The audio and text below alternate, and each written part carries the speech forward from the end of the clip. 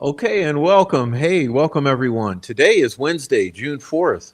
Gosh, it's been a long time, hasn't it? Been a while. Let's see if you can hear me and we'll get started. There you go. It looks like everyone's hearing me. So, hey, God bless. Long time no see. I've been really busy and needing some rest, and hope that all of you got some rest and you've been busy and everyone's having a good time. But glad to see everyone, and Welcome to Wednesday, June 4th. Tonight's show is called Delphi, The Professionals, Volume 1. Okay, and we'll do several of these. So you guys get ready for it. I'll tell you what we're getting into tonight momentarily. But before we get too far along, let me say hello to everyone who's in here because I'm so glad to see everyone. And so I'm going to back it on up and say hello to everyone who's up in the house. Okay, so that's what's up. What's up, y'all? All right. So let's see who we had here super early. I got to back this way up. All right. Who we got in here? Amy. Amy was first one here tonight. Hey, Amy. Congrats, Amy. Tonight's show is for you, Amy, okay? Tonight's show is for Amy. Amy's our main mod, and she's so special and always here. And I just want to thank her and I appreciate her for being here super, super early. So thank you, Amy. And tonight's show dedicated to you, Amy. Okay, thanks for being here. All right, all right. Also, thank you, Mark Ellis. I see Mark Ellis with the super chat. Thank you, Mark Ellis, for the super chat. Appreciate that, Mark Ellis. I'm going to put that up real quick. What's up, Mark Ellis? Thank you for the super chat. Hey, Prof, keep doing a very God job. But I know he meant good job. And thank you, Mark Ellis. And thank you, Dom S., for the super sticker. Dom S. with the super sticker. Thank you, Dom. And thank you, Mark. And thank you, Amy. Okay. Very much appreciative. Okay. Also, Commentator Root is here. Thank you, Commentator. Commentators here. Don McKenzie. Hello, Don. BGPO. Okay. Dirty Diana. Looking beautiful. Hello. Mandy. Looking beautiful. Hello. Rhonda. Hi. And also Four Pits. There you go, Four Pits. Mino Dino. The dog's raising hell in his kennel. You hear that? Mino Dino here. Heavy Metal Rehabs here. Thank you, Mark. Thank you, Dom. Thank you, Amy. Thank you, Heather. Hey, Heather Brown's here. Look how beautiful. Hey, Heather. Okay. Boom. All the ladies here. Damn. Carla Ann. Brenda Mays. Holly Gibbons says, hi, y'all. Sorry that I haven't been around for the lives. Cancer treatments have been rough, and I'm in bed before the lives start. I listen to replay at work, though. Hope all are well. Well, thank you so much, Holly Gibbons. And we'll be praying for you and Hebby and everybody else, Cosmo, all our beautiful friends. We hope that you all have a great recovery. Okay, what's up? Nobody, nothing. 1717. All right. Also, Miss Deb's here. Hey, Miss Deb. Good to see you. Who else we got? Icy Cat. What's up, Icy Cat? All right. In 1717. And Sweet Dude Shibby, hello, says, what's the answer? It's always burning since the world's been turning. We didn't start the fire. All right. Mark Ellis says, hi, Prof and chat. Okay. Rhonda Holton says, Holly, sorry to hear it and get well soon, hun. All right. Holly, you hang in there and take care of yourself. Sending love, Holly. And also Heather Brown. All right.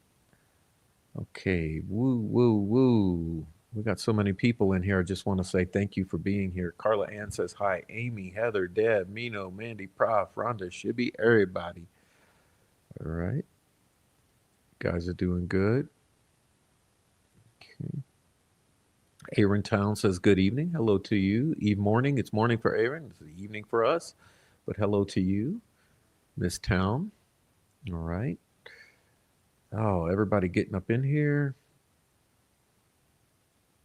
Elizabeth Jones. Hello, Elizabeth Jones.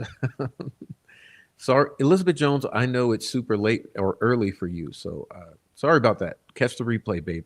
Get some sleep. All right. Post apocalyptic J. I love the dog photo. Still got Jitterbug playing in my head. Dang it. Aaron is here. Hey, Aaron. Reminding everyone to hit the like. Okay, please do hit the like. Shibby gets the crown. Does Shibby have the number one crown yet? Shibby's awfully jealous of the crown, so he wants to maintain the princess crown at all times. Okay. All right. What's up, BGPO? What's wrong? Was I late? Was I that late? Oh, gosh. Apologize. What's up, Rebecca in 1965?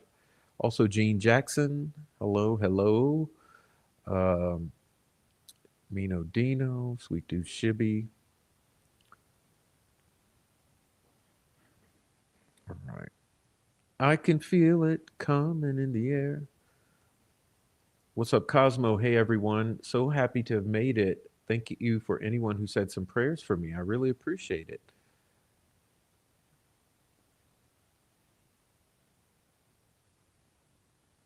All right. Ninja Warrior Assassin up in here. Thank you very much for coming, Ninja Warrior Assassin. Boom. You made it.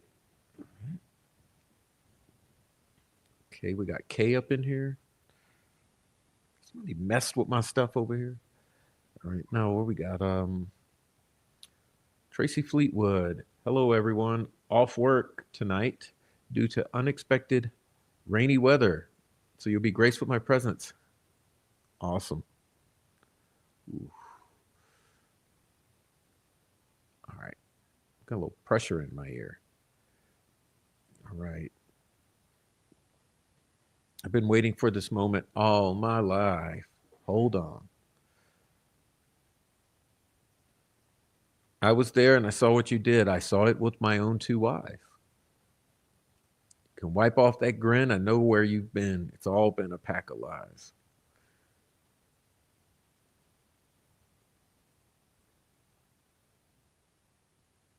All right. We also been praying for Dom S and Dieter. That's right. What's up, Cosmo? Hebby, I've been praying for you, Dom S and Dieter. Okay. What's up, Goddess? Mwah. What's up, Goddess? Thanks for coming. What's up, Five Green Acres? Thanks for coming. Hope I didn't miss everyone, but everyone get these. All right. Tracy Fleetwood says hello to everyone. Everyone, everyone. And Topher says, what's up? What's up, Topher? All right.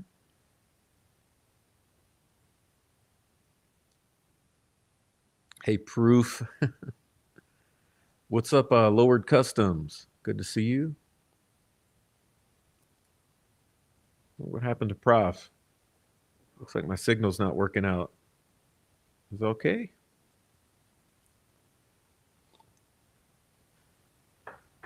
All right, now. Who else we got up in here?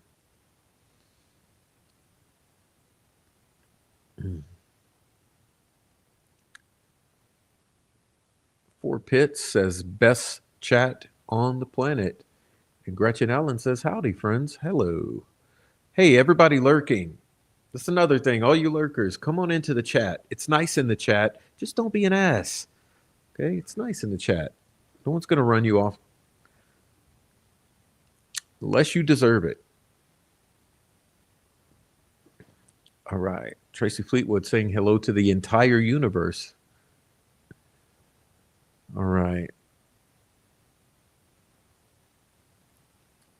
Yeah, I think we're doing good. I think we're doing good. I see lots of people in here.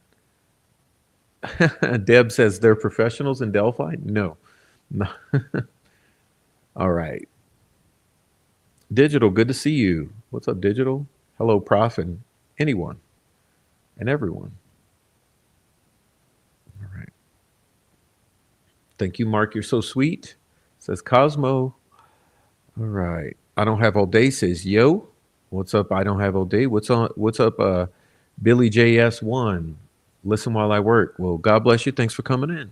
Good to see you. Right. And hey guys, I think we've caught most people. I'll see if anyone else is hanging out in the back. Miss K says hello to everyone. Welcome, Miss K.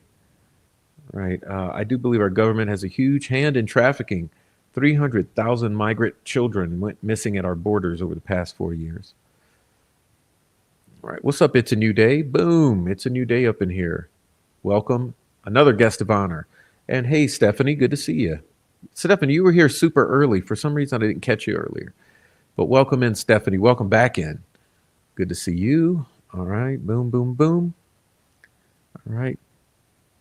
Miss Pie Crust, there she is. What's up, Miss Pie Crust? I'm hungry. Can I get some pie? All right. What's up, Moonbeam 70s child? Good to see you.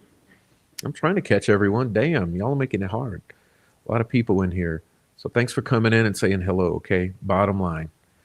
Okay, Sammy, I'll always be Yas Queen. All right, Moonbeam 70s. Aaron says, thank you, Mark. Moonbeam 70 says, hey, Mino. What's up? Oleg Cat coming in. Scott Perkins coming in. What's up, Scott Perkins? Okay, boom. All right, glad to see everyone.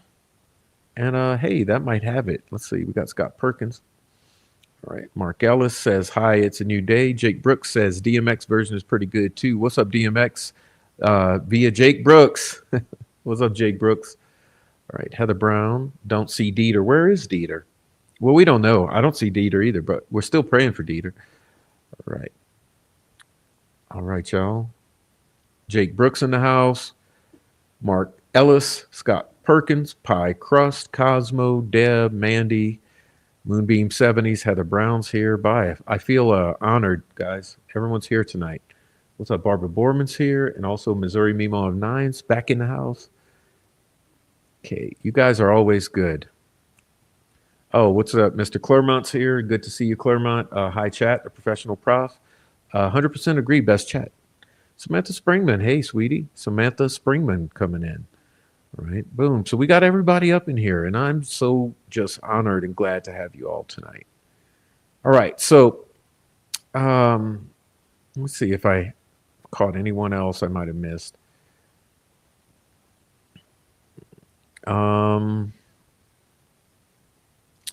Well, I'm just glad to see everyone. I just want to throw this one up there. There you go. Aaron Town says, a professional con men of Delphi are also performing above expectation, as always. That's what they're good at. All right, all right, all right. The best of the best. All right, so there we go. I think I've said hello to everyone, and hopefully more will be coming in. And please greet all the new folks as they come in, and maybe I'll get around to it if I catch them. But we've got some things. Okay, we've got some things tonight. So, hey, Niobe, Niobe's coming in. Okay, thank you for coming in, Niobe. Scott Perkins, Mandy, Sweet Dude Shibby, Heavy Metal Rehab. All right, all right, all right, all right. So we got some news updates before we get too far into the show. So I guess what we'll do is we'll handle the news updates first, and then I'll do my announcements, and then we'll get into the subject matter for the show tonight. All right, so here's the deal. The news updates. Okay, first and foremost. Well, let me get myself settled in here.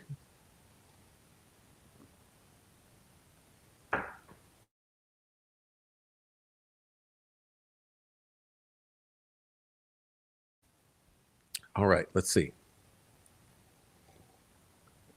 Now, first and foremost, I have to share with you a very shocking update that I was recently made aware of, and I want to bring everyone up to speed because this is pretty disturbing. Okay, allegedly, the spokesperson for the Patty family has made the announcement that there is a murder for hire plot targeted at Rick Allen that is been initiated, and so I'd like to show you some receipts for that first and foremost. Many of you may or may not be familiar with the Frank Meister show. Frank Meister fancies himself as the official spokesperson for for Mike and Becky Patty. Regularly announces that he speaks to Becky Patty on a weekly basis, has dinners with them, etc. Well, he has made a couple announcements on his channel, now, 2 separate live streams, and I want to make you all aware of it so that you will be aware. Okay, all of this information has been forwarded to the proper authorities. But here you go. I'm going to read you some things that are highlighted here so that you will have somewhat of an idea. This is from about 2 weeks ago here. This says, I have a friend whose son is in prison. Okay. And he says, well, he's in Pendleton. Well, my buddy calls me and says, "Man, you know that motherfucker Richard Allen's causing a bunch of ruckus up there in fucking West Pendleton, and they've locked down the whole bunch of blocks up there because of him. So I can't talk to my son or nothing." Now he's not in GP, is he? Who, Richard Allen? No, no, no. He's in PC. So he checked in. Yep, yep. He doesn't get that automatically. They checked him into PC because I've been told is things that people are running past me that know people in Pendleton, that down in Wabash, there was people down there, last line here, that were contracted to do something to him down there. Okay? Now, just so you'll know, it's an outright lie that Rick Allen has not been causing a bunch of ruckus up there, threatening guards, and so that's all a lie. Okay, but then we're going to move on. Now, this is from about a week ago, or less than a week ago. It says, no, he's not adjusting too well up there in Pendleton because, like I said on my last live, and that's the one I was just reading, a friend of mine's son up there for murder, and he's in the same area as Richard Allen, and not for killing a kid, but apparently Richard Allen caused a lockdown for 3 weeks up there for pulling some shenanigans he was pulling up there. Also threatened guards and stuff. Okay, also not true. Also not true. Okay, but then he makes the announcement that yeah, he's in PC. He ain't got no he ain't going to no Gen Pop, never, because I told you I got a message from somebody that knows somebody that was in Wabash Valley, and they were telling me that there was a hit out on Richard Allen. Okay, see, there is a hit out on Richard Allen. And then he goes on to promote this murder for hire plot. He says, if anything, what people are telling me, he's not going to make it. He's not going to make it. And I hate to say that I know, you know, I've got my opinions on how I feel about Richard Allen, and it's not my place to put it out there like that. But y'all know how I feel, and my position on something happening to him at Pendleton. This is what I would do. Turn a blind eye to it, because he deserved every last bit of whatever he's got coming to him. Oh, trust me, karma's still knocking. Okay, so this is a spokesperson for Becky Patty and Mike Patty promoting the correctional officers looking the other way, as he says, turning a blind eye to it, and that he deserves, Richard Allen deserves every last bit of what he's got coming to him. And again, what does he have coming to him? Well, like I showed you in the previous things, that there's a hit on Richard Allen. Okay. And according to his friend's kid who's in there for murder, there was people down contracted to do something to him. Okay. Now, not only does allegedly Becky Patty approve of the promoting of a hit out on Richard Allen and the murder for hire plot of Richard Allen, I need to show you something else, because apparently Becky Patty also approves of something else that you guys need to be very well aware of. And I'll show you that now. Oh, did that not work? Oh, man. All right, so how am I going to do this? Let's see. I guess I'm going to do this way. Just a moment. I hate it when things don't work out. Okay, let's see. I'll get it going this way.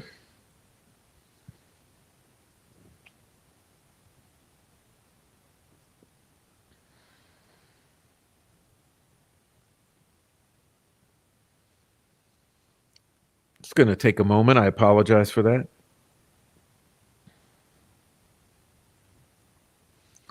All right, we'll get this one going. Try to get this for you. Very important you see this stuff.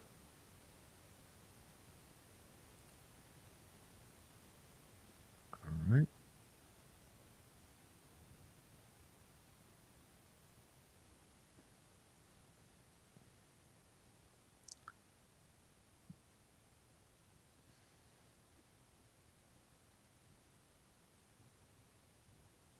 Anyway, I'll be posting that stuff on my community page so you guys can see it. But I want you to see this also, because you're going to see what this is momentarily. This is something else that the Patty family endorses, which is the terrorism through the U.S. mail directed at some of us. So I'd like you to see this. Rick Snay sent me this. Okay, Rick Snay sent me this just a few days ago at Rick's house. This arrived.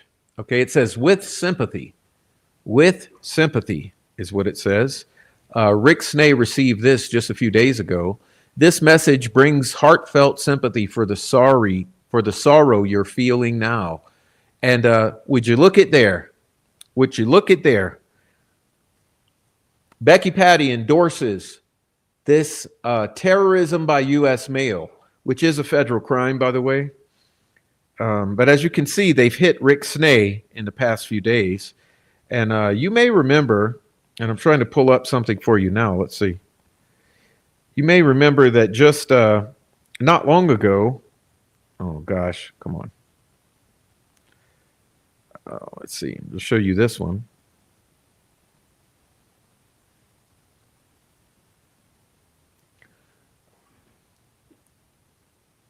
All right, so this is what Rick received, and I'm going to show you something that I received, or technically my son. Just a moment. I need to show you this too because it's important. Let's see. So you'll have an idea of that, what we're dealing with here.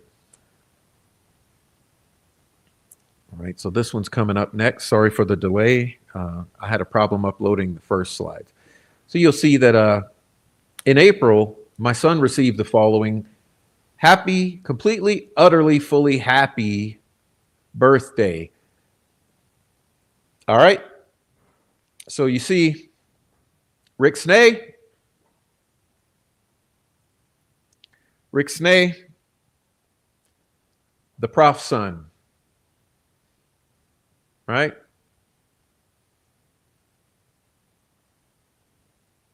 And that is what we're dealing with. We're dealing with terrorism by Hallmark card. Okay? We're dealing with domestic terrorists on behalf of the Patty family, sending us troll farm stickers in greeting cards. Okay? Anyway,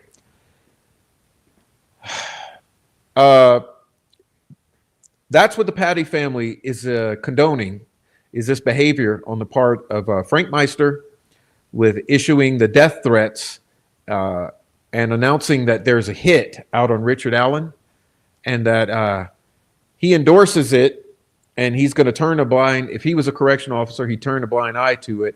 And simultaneously, while the spokesperson for the Patty family is announcing the hit on Richard Allen, they are sending Rick Snay and I disturbing messages through the U.S. Postal Service. So anyway, that's the news update for this week. And I just wanted you all to understand what's going on, okay?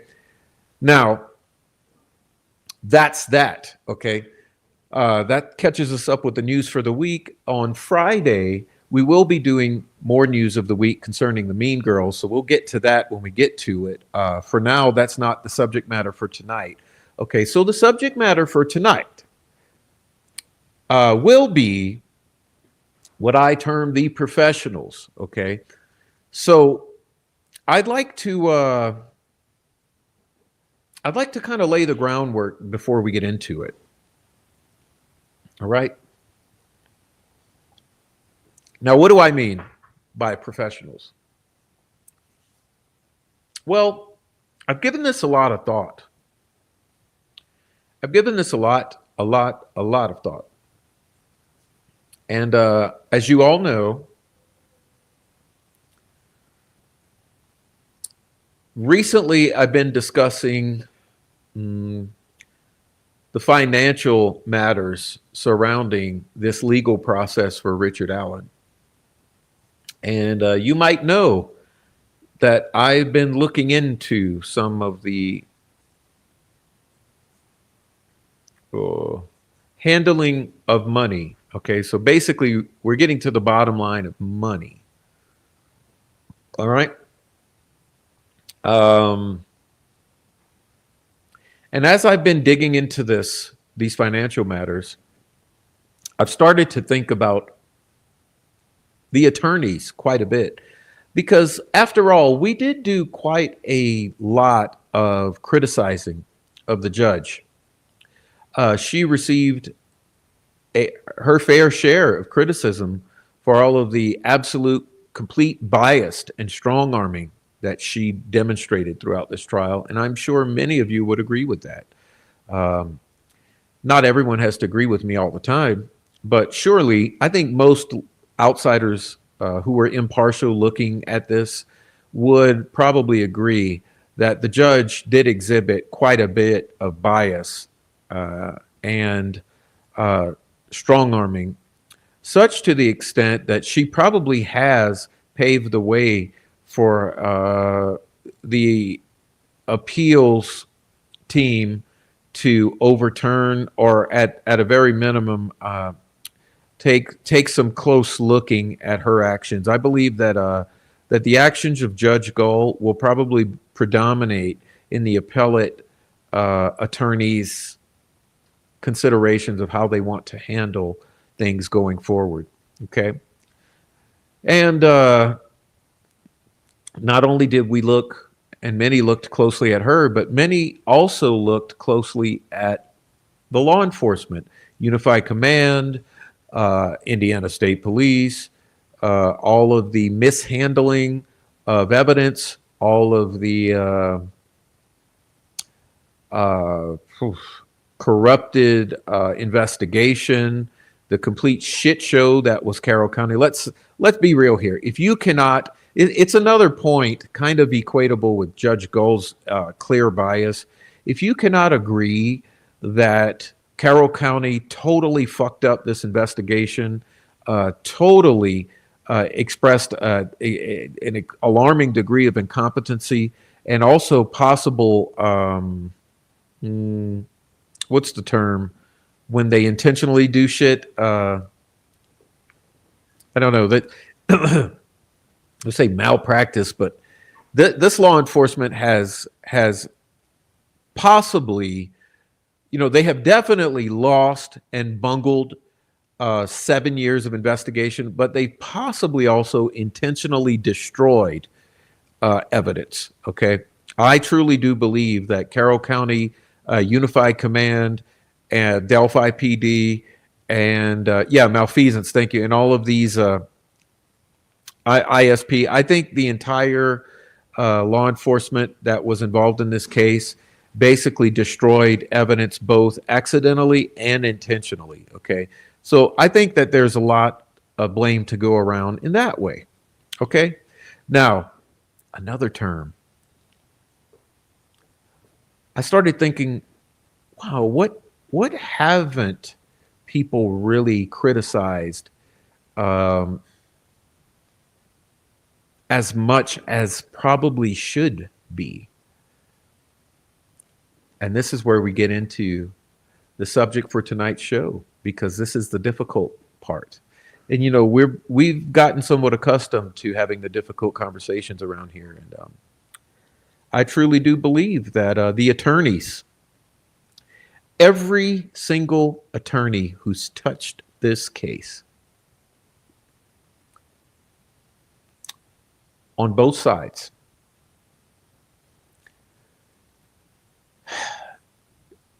deserve a lot of criticism and have pretty much not really received much criticism. So I've decided that we're going to do a multi-episode deep dive into a particular document that should give us a lot of context for future conversations. So this is sort of laying the groundwork for what will come, okay? Because I truly do believe that both on the prosecutorial side and on the defense side, I believe the attorneys have all not lived up to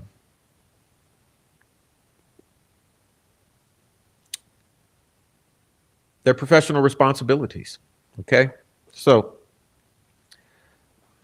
anyhow, what we're going to be taking a look at to help us to begin to lay the groundwork are the Indiana rules of professional conduct.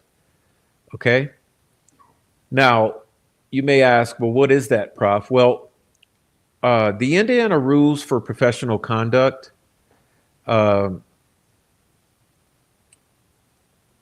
they pretty much establish the ethical and professional standards for lawyers practicing in the state of Indiana.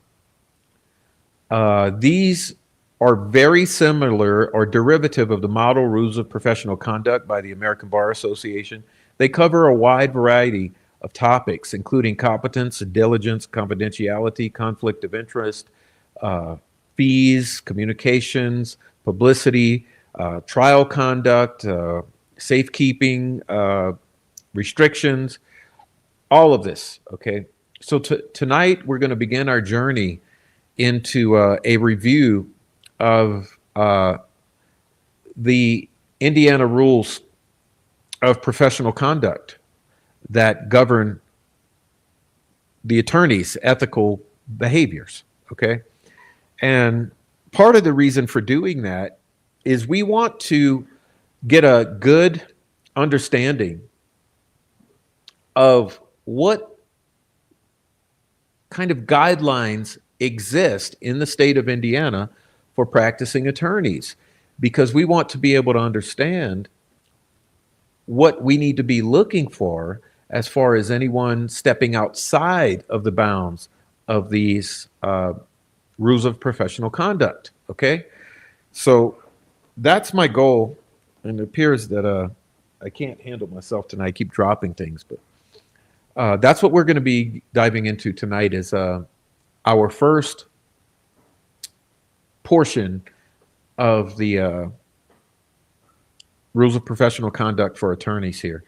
And so hopefully if you're sticking around, you got your listening ears on and maybe something to drink, and we'll just be able to listen as we read through the beginning section of this. And like I said, it may take us a few episodes to get through it all because this is quite a hefty document. But like I said, this will lay the groundwork for our understanding of what we should be expecting from all attorneys touching the Delphi case or the Rick Allen case in this particular instance, okay? So let us get started here. So you see, this is the preamble here to the document, and it's called A Lawyer's Responsibilities. A lawyer, as a member of the legal profession, is representative of clients, an officer of the legal system, and a public citizen having special responsibility for the quality of justice. Whether or not engaging in the practice of law, lawyers should conduct themselves honorably. As a representative of clients, a lawyer performs functions. As an advisor, a lawyer provides a client with an informed understanding of the client's legal rights and obligations and explains their practical implications. As an advocate, a lawyer asserts the client's position under the rules of the adversary system.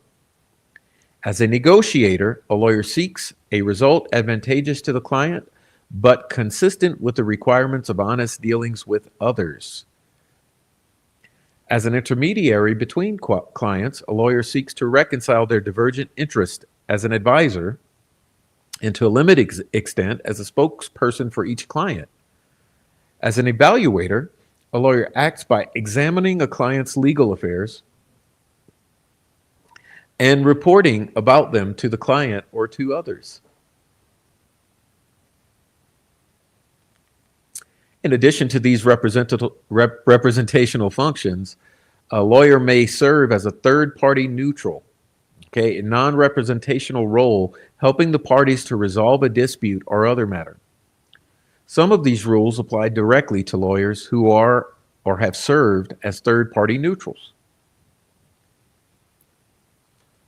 See, for example, rules 1.12 and 2.4. In addition, there are rules that apply to lawyers who are not active in the practice of law or to practicing lawyers even when they are acting in a non-professional capacity. That's a very important one. So listen to that again. I'll read it again because it matters.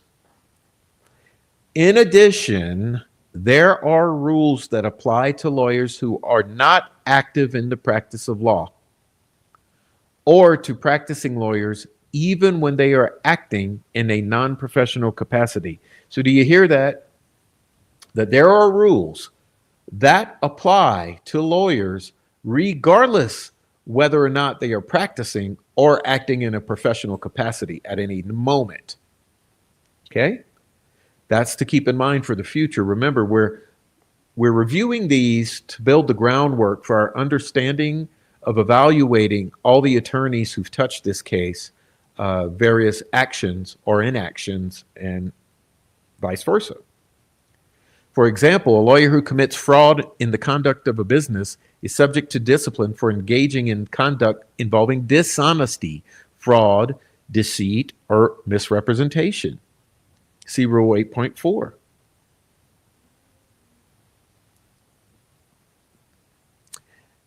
In all professional functions, a lawyer should be competent, prompt, and diligent.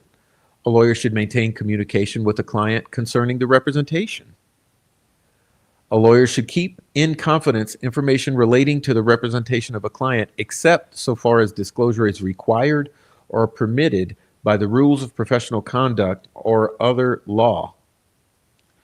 A lawyer's conduct should conform to the requirements of the law, both in professional service to clients and in the lawyer's business and personal affairs. That's another one. Look at that one.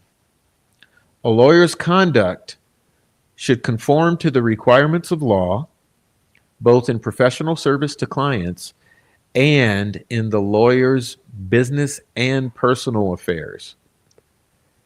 A lawyer should use the law's procedures only for legitimate purposes and not to harass or intimidate others. A lawyer should demonstrate respect for the legal system and for those who serve it, including judges, other lawyers, and public officials. While it is a lawyer's duty, when necessary, to challenge the rectitude of official action, it is also a lawyer's duty to uphold legal process. As a public citizen, a lawyer should seek improvement of the law, access to the legal system and administration of justice, and the quality of service rendered by the legal profession. As a member of a learned profession, a lawyer should cultivate knowledge of the law beyond its use for clients and employ that knowledge in reform of the law and work to strengthen legal education. In addition, a lawyer should further the public's understanding of and confidence in the rule of law and the justice system, because legal institutions in a constitutional democracy depend on popular participation and support to maintain their authority. A lawyer should be mindful of deficiencies in the administration of justice and of the fact that the poor, and sometimes persons who are not poor, cannot afford adequate legal assistance. Therefore, all lawyers should devote professional time and resources and use civic influence to ensure equal access to our system of justice for all those who, because of economic or social barriers, cannot afford or secure adequate legal counsel. A lawyer should aid in the public or in the legal profession in pursuing these objectives and should help the bar regulate itself in the public interest. Many of a lawyer's professional responsibilities are prescribed in the rules of professional conduct, as well as substantive and procedural law. However, a lawyer is also guided by personal conscience and the appropriate approbation of professional peers. A lawyer should strive to attain the highest level of skill and to improve the law and the legal professional to exemplify the legal profession's ideals of public service. A lawyer's responsibilities as a representative of clients, an officer of the legal system, and a public citizen are usually harmonious. Thus, when an opposing party is well represented, a lawyer can be an effective advocate on behalf of a client and at the same time assume that justice is being done. Also, a lawyer can be sure that preserving client confidence ordinarily serves the public interest because people are more likely to seek legal advice and thereby heed their legal obligations when they know their communications will be private. In the nature of law practice, however, conflicting responsibilities are encountered. Virtually all difficult ethical problems arise from conflict between a lawyer's responsibilities to clients, to the legal system, and to the lawyer's own interest in remaining an ethical person while earning a satisfactory living. Let's read that again because it's important. It's pertinent. In the nature of law practice, conflicting responsibilities are encountered. Virtually all difficult ethical problems arise from the conflict between a lawyer's responsibilities to the clients, to the legal system, and to the lawyer's own interest in remaining an ethical person while earning a satisfactory living. Ooh, that's rough. That's rough. The rules of professional conduct often prescribe terms for resolving such conflicts. Within the framework of these rules, however, many difficult issues of professional discretion can arise. Such issues must be resolved through the exercise of sensitive professional and moral judgment, guided by the basic principles underlying the rules. These principles include the lawyer's obligation to protect and pursue a client's legitimate interests within the bounds of law, while maintaining a professional, courteous, and civil attitude toward all persons involved in the legal system. The legal profession is largely self-governing. Although other professions have been granted the power, also have been granted powers of self-government, the legal profession is unique in this respect because of the close relationship between the profession and the process of government and law enforcement. This connection is manifested in the fact that ultimate authority over the legal profession is vested largely in the courts. To the extent that lawyers meet the obligations of their professional calling, the occasion for government regulation is obviated. Self-regulation also helps maintain the legal profession's independence from government domination. An independent legal profession is an important force in preserving government under law, for abuse of legal authority is more readily challenged by a profession whose members are not dependent on government for the right to practice. The legal profession's relative autonomy carries with it special responsibilities of self-government. The legal profession has the responsibility to assure that its regulations are conceived in the public interest and not in the furtherance of parochial or self-interested concerns of the bar.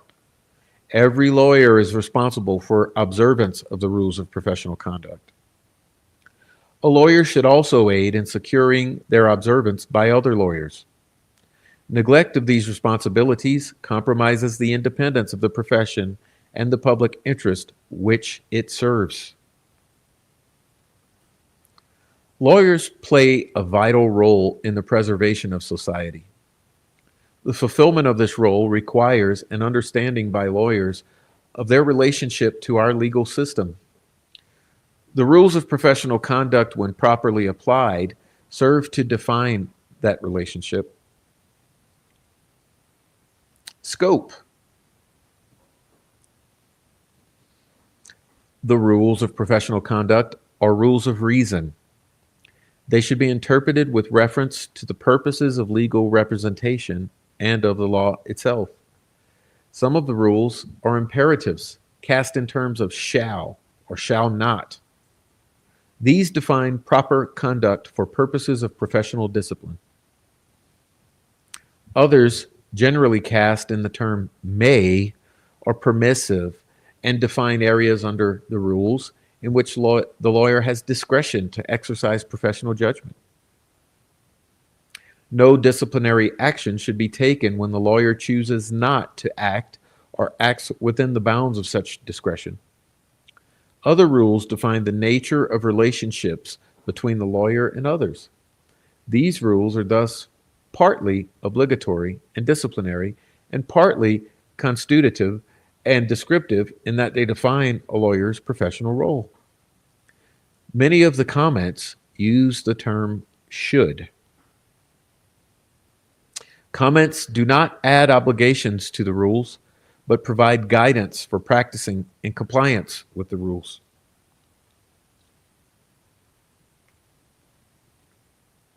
The rules presuppose a larger legal context shaping a lawyer's role.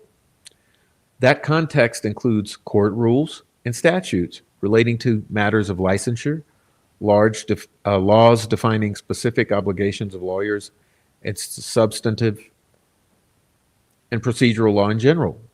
The comments are sometimes used to alert lawyers to their responsibilities under such other law.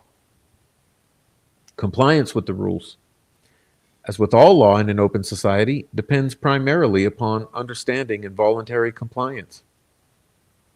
Secondarily, upon reinforcement by peer and public opinion. And finally, when necessary, upon enforcement through disciplinary proceedings. The rules do not, however, exhaust the moral and ethical considerations that should inform a lawyer. For no worthwhile human activity can be completely defined by legal rules. The rules simply provide a framework for the ethical practice of law. Furthermore, for purposes of determining the lawyer's authority and responsibility, principles of substantive law external to these rules determine whether a client-lawyer relationship exists. Most of the duties flowing from the client-lawyer relationship attach only after the client has requested the lawyer to render legal services, and the lawyer has agreed to do so. But there are some duties, such as that of confidentiality under Rule 1.6, that attach when the lawyer agrees to consider whether a client-lawyer relationship shall be established. See Rule 1.18. Whether a client-lawyer relationship exists for any specific purpose can depend on the circumstances and may be a question of fact.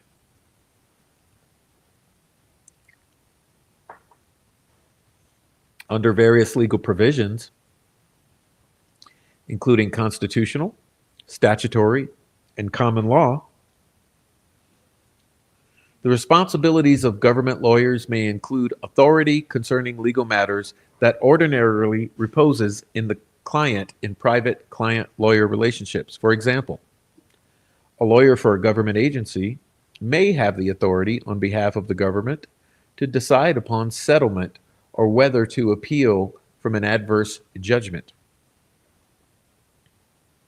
Such authority in various respects is generally vested in the Attorney General and the state's attorney in state government and their federal counterparts. And the same may be true of other government law officers. Also, lawyers under the supervision of these officers may be authorized to represent several government agencies in intergovernmental legal controversies in circumstances where a private lawyer could not represent multiple private clients. These rules do not abrogate any such authority. Failure to comply with an obligation or prohibition imposed by a rule is a basis for invoking the disciplinary process. Let's say that again. Failure to comply with an obligation or prohibition imposed by a rule is a basis for invoking the disciplinary process. The rules presuppose that disciplinary assessment of a lawyer's conduct will be made on the basis of facts and circumstances as they existed at the time of the conduct in question, and in recognition of the fact that a lawyer often has to act upon uncertain or incomplete evidence of the situation. Moreover, the rules presuppose that whether or not discipline should be imposed for a violation and the severity of a sanction depend on all the circumstances, such as the willfulness and seriousness of the violation, extenuating factors, and whether there have been previous violations.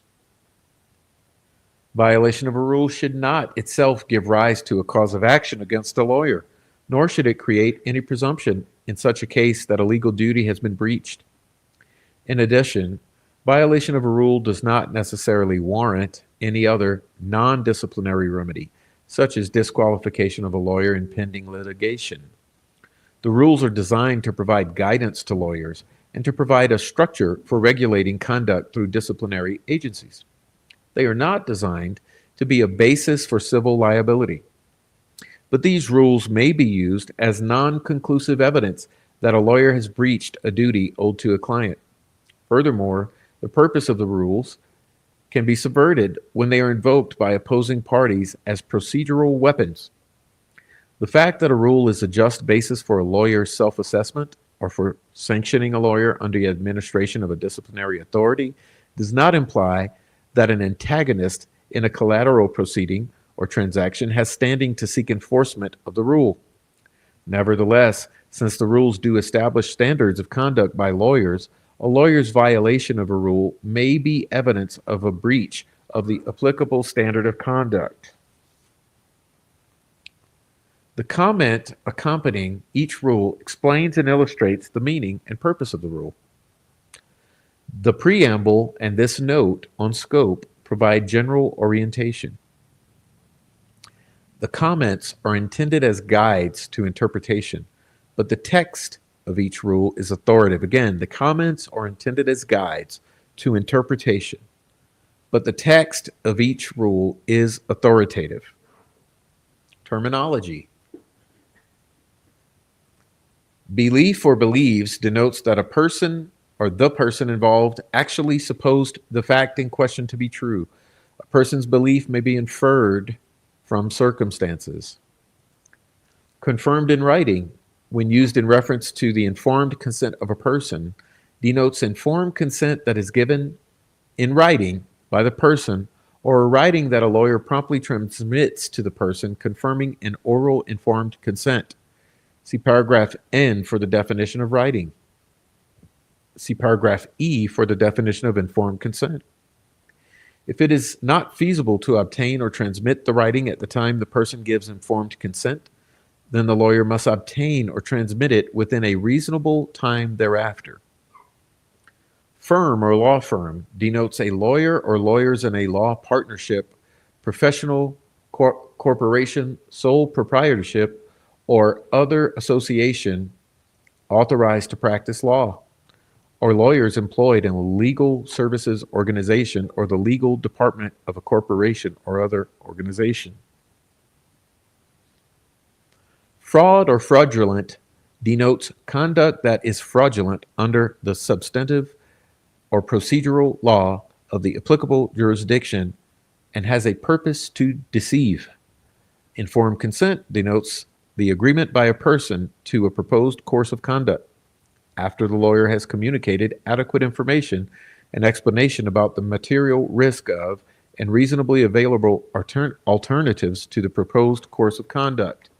Knowingly known or knows denotes actual knowledge of the fact in question. A person's knowledge may be inferred from circumstances. Partner denotes a member of a partnership, a shareholder in a law firm organized as a professional corporation, or a member of an association authorized to practice law. Reasonable or reasonably, when used in relation to conduct by a lawyer, denotes the conduct of a reasonably prudent and competent lawyer. Reasonable belief or reasonably believes, when used in reference to a lawyer, denotes that the lawyer believes the matter in question and that the circumstances are such that the belief is reasonable. Reasonably should know, when used in reference to a lawyer, denotes that a lawyer of reasonable prudence and competence would ascertain the matter in question. Screened denotes the isolation of a lawyer from any participation in a matter through the timely imposition of procedures within a firm that are reasonably adequate under the circumstances to protect information that the isolated lawyer is obligated to protect under the rules or these rules or other law. Substantial, when used in reference to degree or extent, denotes a material matter of clear and weighty importance.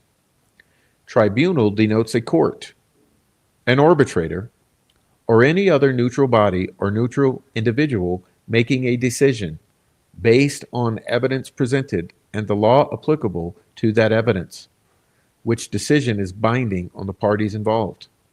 Writing or written denotes a tangible or electronic record of a communication or representation, including handwriting, typewriting, printing, photostating, photography, audio and video recording, or email. A signed writing includes an electronic sound, symbol, or process attached to or logically associated with a writing and executed or adopted by a person with the intent to sign the writing. Okay. We're going to skip over comments. Okay.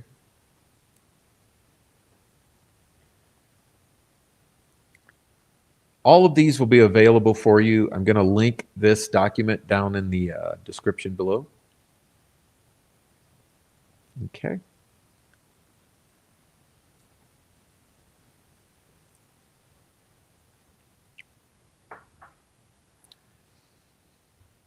All right, client-lawyer relationship. Here we go. We are now entering the actual rules of professional conduct, okay?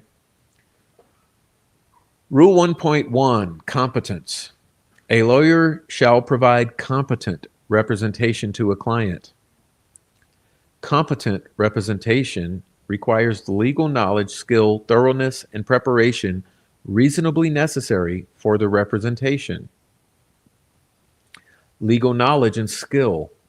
In determining whether a lawyer employs the requisite knowledge and skill in a particular matter, relevant factors include the relative complexity and specialized nature of the matter. Relevant factors include are the lawyer's general experience, the lawyer's training and experience in the field in question, the preparation and study the lawyer is able to give the matter, and whether it is feasible to refer the matter to or associate or consult with a lawyer of established competence in the field in question.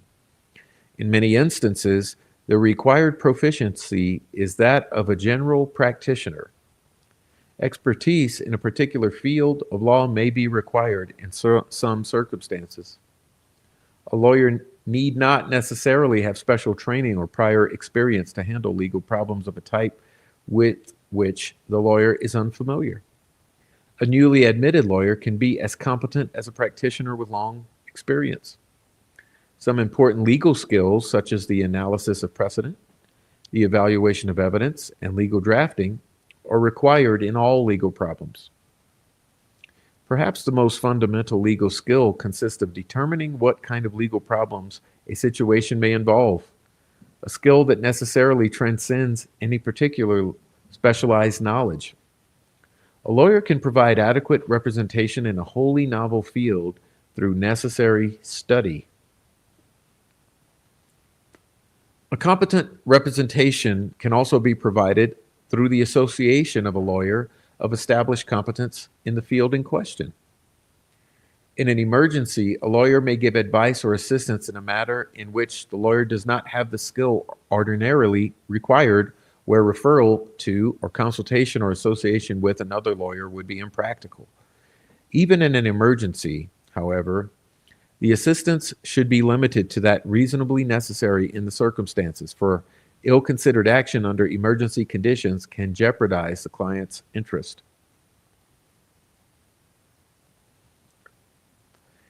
A lawyer may accept representation where the requisite level of competence can be achieved by reasonable preparation. This applies as well to a lawyer who is appointed as counsel for an unrepresented person. See also Rule 6.2. Okay.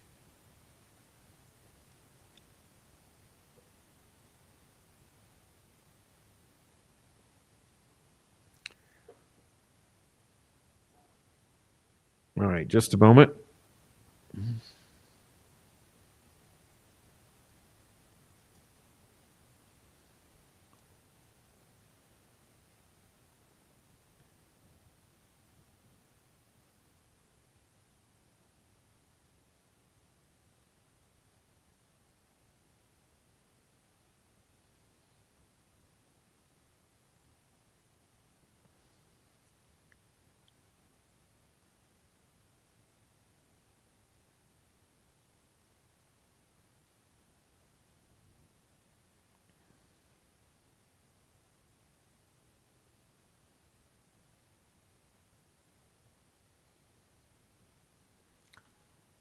All right, let's continue. Competent handling of a particular matter includes inquiry into and analysis of the factual and legal elements of the problem, and use of methods and procedures meeting the standards of competent practitioners. It also includes adequate preparation. The required attention and preparation are determined in part by what is at stake. Major litigation and complex transactions ordinarily require more extensive treatment than matters of lesser complexity and consequence. An agreement between the lawyer and the client regarding the scope of the representation may limit the matters for which the lawyer is responsible. To maintain the requisite knowledge and skill, a lawyer should keep abreast of changes in the law and its practice, including the benefits and risks associated with the technology relevant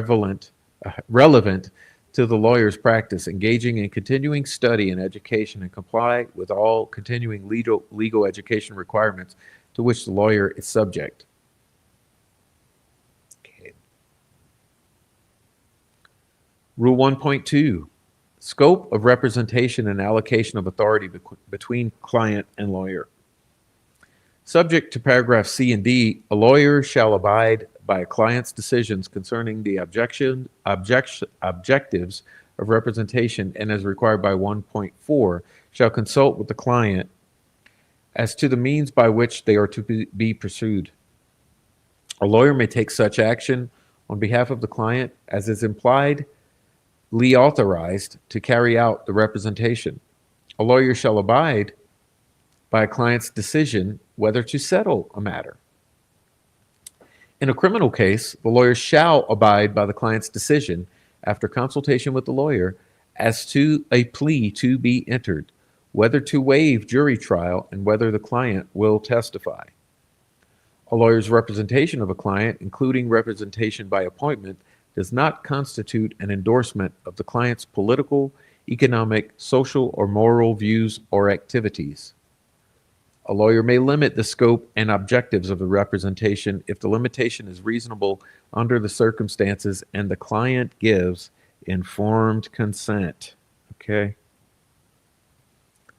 A lawyer shall not counsel a client to engage or assist a client in conduct that the lawyer knows is criminal or fraudulent, but a lawyer may discuss the legal consequences of any proposed course of conduct with the client and may counsel or assist a client to make a good faith effort to determine the validity, scope, meaning, or application of the law.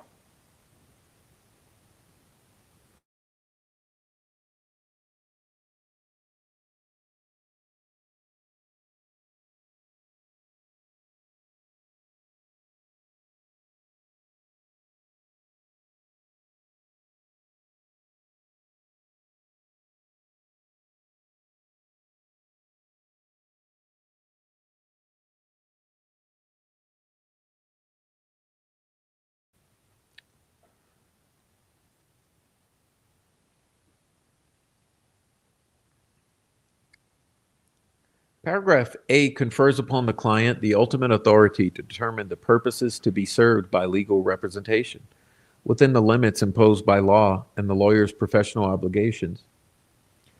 The decisions specified in paragraph A, such as whether to settle a civil matter, must also be made by the client. See Rule 1.4a, 1, for the lawyer's duty to communicate with the client about such decisions. With respect to the means by which the client's objectives are to be pursued, the lawyer shall consult with the client as required by Rule 1.4a2 and may take such action as impliedly authorized to carry out the representation. On occasion, however, a lawyer and client may disagree about the means used to accomplish the client's objectives. Clients normally defer to the special knowledge and skill of their lawyer with respect to the means to be used to accomplish their objectives, particularly with respect to technical, legal, and tactical matters. Conversely, lawyers usually defer to the client regarding such questions. As to the expense to be incurred and the concerns for third persons who might be adversely affected. Because of the varied nature of the matters about which a lawyer and client might disagree, and because the actions in question may implicate the interest of a tribunal or other persons, this rule does not prescribe how such disagreements are to be resolved. Other law, however, may be applicable and should be consulted by the lawyer. The lawyer should also consult with the client and seek a mutually acceptable resolution of the disagreement. If such efforts are unavailing and the lawyer has a fundamental disagreement with the client, the lawyer may withdraw from representation. See Rule 1.16b4. Conversely, the client may resolve the disagreement by discharging the lawyer. See Rule 1.16a3. At the outset of a representation, the client may authorize the lawyer to take specific action on the client's behalf without further consultation. Absent a material change in circumstance and subject to Rule 1.4, a lawyer may rely on such an advance authorization. The client may, however, revoke such an authority at any time. In a case in which the client appears to be suffering diminished capacity, the lawyer's duty to abide by the client's decisions is to be guided by reference to Rule 1.14. Independence from a client's views or activities. Legal representation should not be denied to people who are unable to afford legal services or whose cause is controversial or the subject of popular disapproval. By the same token, representing a client does not constitute approval of the client's views or activities. Agreements limiting scope of representation. The scope of services to be provided by a lawyer may be limited by agreement with the client or by terms under which the lawyer's services are made available to the client. When a lawyer has been retained by an insurer to represent an insured, for example, the representation may be limited to matters related to the insurance coverage. A limited representation may be appropriate because the client has limited objectives for the representation. In addition, the terms upon which representation is undertaken may exclude specific means that might otherwise be used to accomplish the client's objectives. Such limitations may exclude actions that the client thinks are too costly or that the lawyer regards as repugnant, unethical, or imprudent. Although this rule affords the lawyer and client substantial latitude to limit representation, the limitation must be reasonable under the circumstances. If, for example, a client's objective is limited to securing general information about the law the client needs in order to handle a common and typically uncomplicated legal problem, the lawyer and client may agree that the lawyer's services will be limited to a brief telephone consultation. Such a limitation, however, would not be reasonable if the time allotted was not sufficient to yield advice upon which the client could rely. Although an agreement for a limited representation does not exempt a lawyer from the duty to provide competent representation, the limitation is a factor to be considered when determining the legal knowledge, skill, thoroughness, and preparation reasonably necessary for the representation. See Rule 1.1. All agreements concerning a lawyer's representation of a client must accord with the rules of professional conduct and other law. Okay? Criminal, fraudulent, and prohibited transactions. Paragraph D prohibits a lawyer from knowingly counseling or assisting the client to commit a crime or fraud. This prohibition, however, does not preclude the lawyer from giving an honest opinion about the actual consequences that appear likely to result from the client's conduct. Nor does the fact that a client uses advice in a course of action that is criminal or fraudulent of itself make a lawyer a party to the course of action. There is a critical distinction between presenting an analysis of legal aspects of questionable conduct and recommending the means by which a crime or fraud might be committed with impunity. When the client's course of action has already begun and is continuing, the lawyer's responsibility is especially delicate. The lawyer is required to avoid assisting the client, for example, by drafting or delivering documents that the lawyer knows are fraudulent, or by suggesting how the wrongdoing might be concealed. A lawyer may not continue assisting a client in conduct that the lawyer originally supposed was legally proper, but then discovers is criminal or fraudulent. The lawyer must, therefore, withdraw from representation of the client in the matter. See Rule 1.16a. In some cases, withdrawal alone might be insufficient. It may be necessary for the lawyer to give notice of the fact of withdrawal and to disarm any opinion, document, affirmation, or the like. See Rule 4.1. Where the client is a fiduciary, the lawyer may be charged with special obligations in dealings with a beneficiary. Paragraph D applies whether or not the defrauded party is a party to the transaction.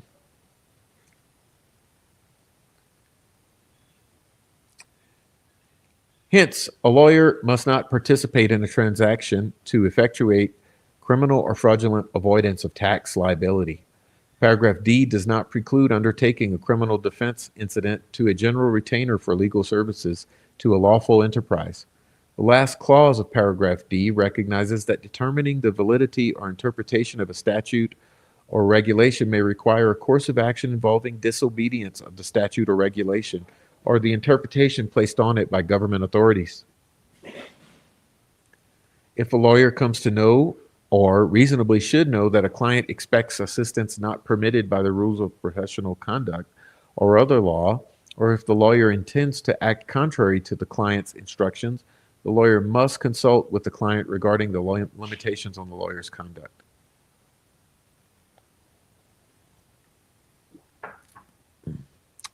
Diligence. Rule 1.3. A lawyer shall act with reasonable diligence and promptness in representing the client. Okay. A lawyer should pursue a matter on behalf of a client despite opposition, obstruction, or personal inconvenience to the lawyer, and may take whatever lawful and ethical measures are required to vindicate a client's cause or endeavor. A lawyer must also act with commitment and dedication to the interest of a client. A lawyer is not bound, however, to press for every advantage that might be realized for a client. For example, a lawyer may have authority to exercise professional discretion in determining the means by which a matter should be pursued. See Rule 1.2.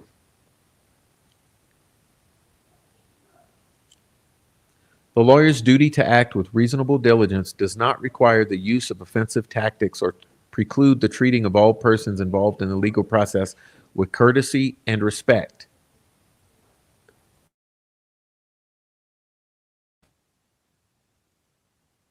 A lawyer's workload must be controlled so that each matter can be handled competently. Perhaps no professional shortcoming is more widely resented than procrastination. A client's interests often can be adversely affected by the passage of time or the change of conditions. In extreme instances, as when a lawyer overlooks a statute of limitations, the client's legal position may be destroyed, even when the client's interests are not affected in substance. However, unreasonable delay can cause a client needless anxiety and undermine confidence in the lawyer's trustworthiness. A lawyer's duty to act with reasonable promptness, however, does not preclude the lawyer from agreeing to a reasonable request for a postponement that will not prejudice the lawyer's client. Unless the relationship is terminated as provided in Rule 1.16, a lawyer should carry through to conclusion all matters undertaken for a client. If a lawyer's employment is limited to a specific matter, the relationship terminates when the matter has been resolved. If a lawyer has served a client over a substantial period in a variety of matters, the client sometimes may assume that the lawyer will continue to serve on a continuing basis unless the lawyer gives a notice of withdrawal. Doubt about whether a client-lawyer relationship still exists should be clarified by the lawyer, preferably in writing, so that the client will not mistakenly suppose the lawyer is looking after the client's affairs when the lawyer has ceased to do so. For example, if a lawyer has handled a judicial or administrative proceeding that produced a result adverse to the client, and the lawyer and the client have not agreed that the lawyer will handle the matter on appeal, the lawyer must consult with the client about the possibility of appeal before relinquishing responsibility for the matter. See Rule 1.482.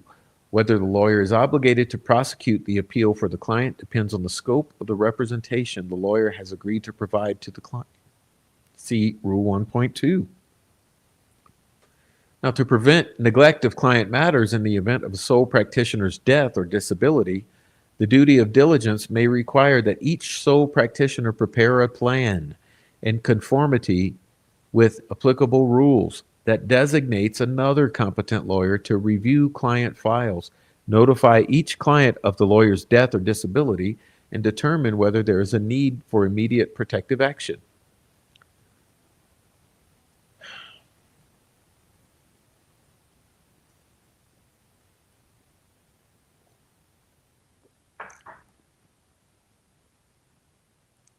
All right, how's everybody doing? Checking in here, make sure everybody's good in the chat. Chat's all good. Hello, Dan Jones. What's up, Dan Jones? Thank you for coming in. LB, thank you for coming in. Chevy Killer, thank you for coming in. Anyone I missed, thank you for coming in. All right, yo, Critter Mama, hello. We're going to keep going, okay?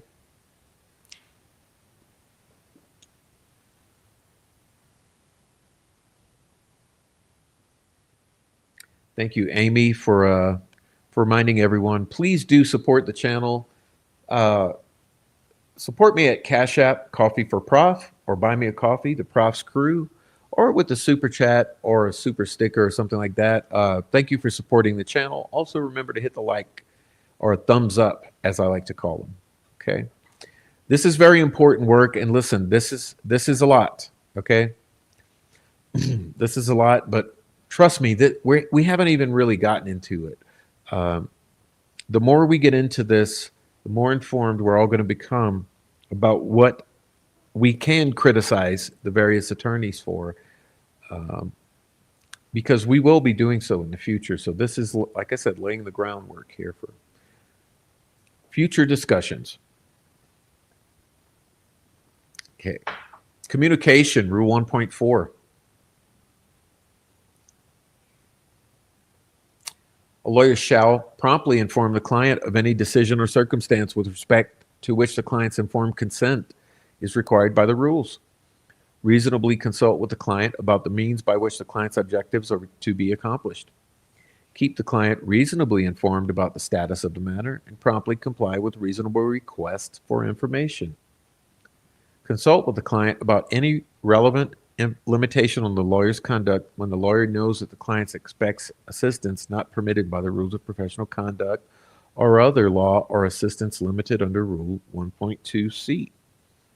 A lawyer shall explain the matter to the extent reasonably necessary to permit the client to make informed decisions regarding the representation. We'll skip over these because that's all pretty clear. Right. Fees.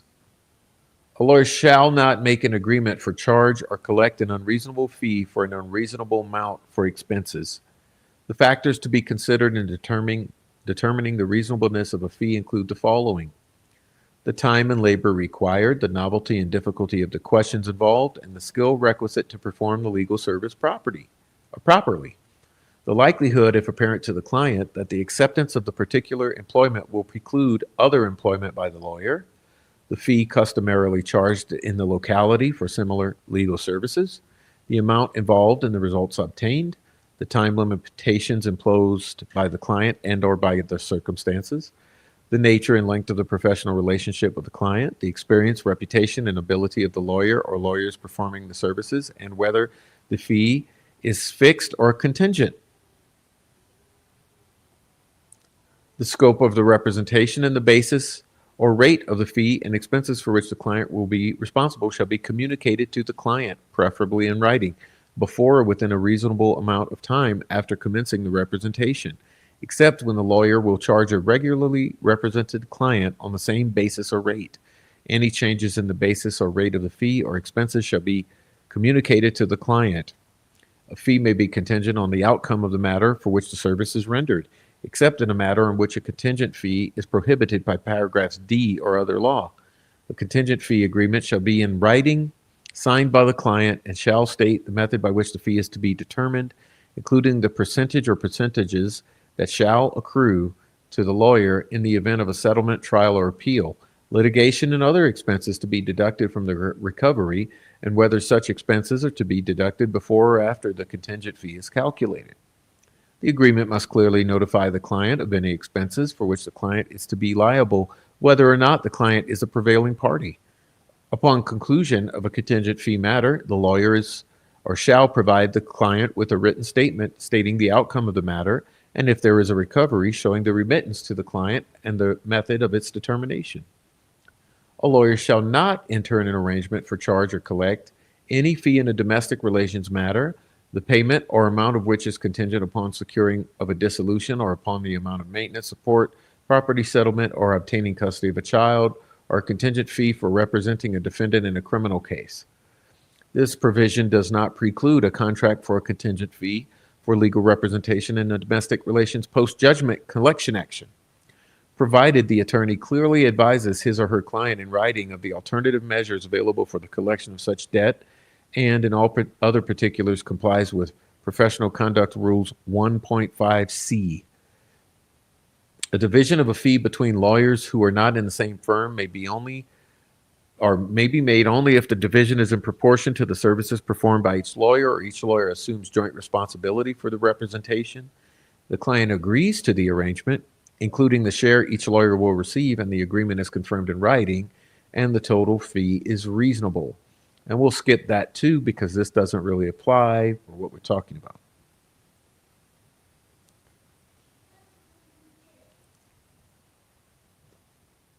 Rule 1.6, confidentiality of information. Now, this is where you should pay attention because this might actually matter. And I'm talking to you, my friends, who I know are listening.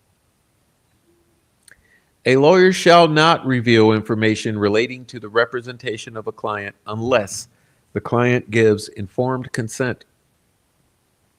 The disclosure is impliedly authorized in order to carry out the representation, or the disclosure is permitted by paragraph B. So here's paragraph B. A lawyer may reveal information relating to the representation of a client to the extent the lawyer reasonably believes necessary. 1, to prevent reasonably certain death or substantial bodily harm. 2, to prevent the client from committing a crime or from committing fraud that is reasonably certain to result in substantial injury to the financial interest or property of another, and in furtherance of which the client has used or is using the lawyer's services. 3, to prevent, mitigate, or rectify substantial injury to the financial interest or property of another that is reasonably certain to result or has resulted from the client's commission of a crime or fraud, in furtherance of which the client has used the lawyer's services. 4, to secure legal advice about the lawyer's compliance with these rules. 5, to establish a claim or defense on behalf of the lawyer in a controversy between the lawyer and the client, to establish a defense to a criminal charge or claim civil action against the lawyer based upon conduct in which the client was involved, or to respond to allegations in any proceeding concerning the lawyer's representation of the client, or to comply with other law or court order. Thank you, Deb. Thank you very much, Deb. C, in the event of a lawyer's physical or mental disability, or the appointment of a guardian or conservator of an attorney's client files, disclosure of a client's name and files is authorized to the extent necessary to carry out the duties of the person managing the lawyer's files. Okay.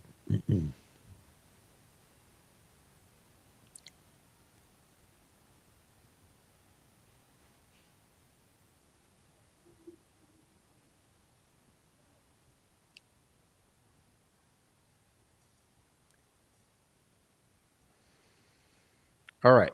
Rule 1.7, conflict of interest, current clients. Except as provided in paragraph B, a lawyer shall not represent a client if the representation involves a concurrent conflict of interest. A concurrent conflict of interest exists if the representation of one client will be directly adverse to another client, or there's significant risk that the representation of one or more clients will be materially limited by the lawyer's responsibilities to another client, a former client, or a third person, or by a personal interest of the lawyer. Okay. Notwithstanding the existence of a concurrent conflict of interest under paragraph A, a lawyer may represent a client if the lawyer reasonably believes that the lawyer will be able to provide competent and diligent representation to each affected client. The representation is not prohibited by law.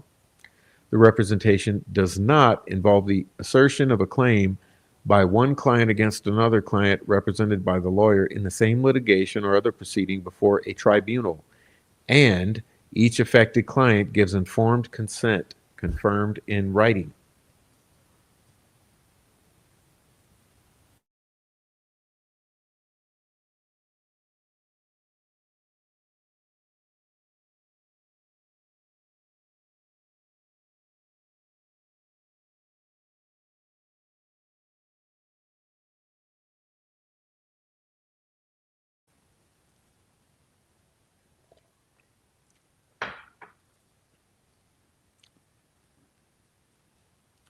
Loyalty and independent judgment are essential elements in the lawyer's relationship to a client. Concurrent conflicts of interest can arise from the lawyer's responsibilities to another client, a former client, or a third person, or from the lawyer's own interest. That's very important. Listen to that again. Listen to that again. Loyalty and independent judgment are essential elements in the lawyer's relationship to a client. Concurrent conflicts of interest can arise from the lawyer's responsibilities to, here are the importance, another client, a former client, or a third person, or from the lawyer's own interest.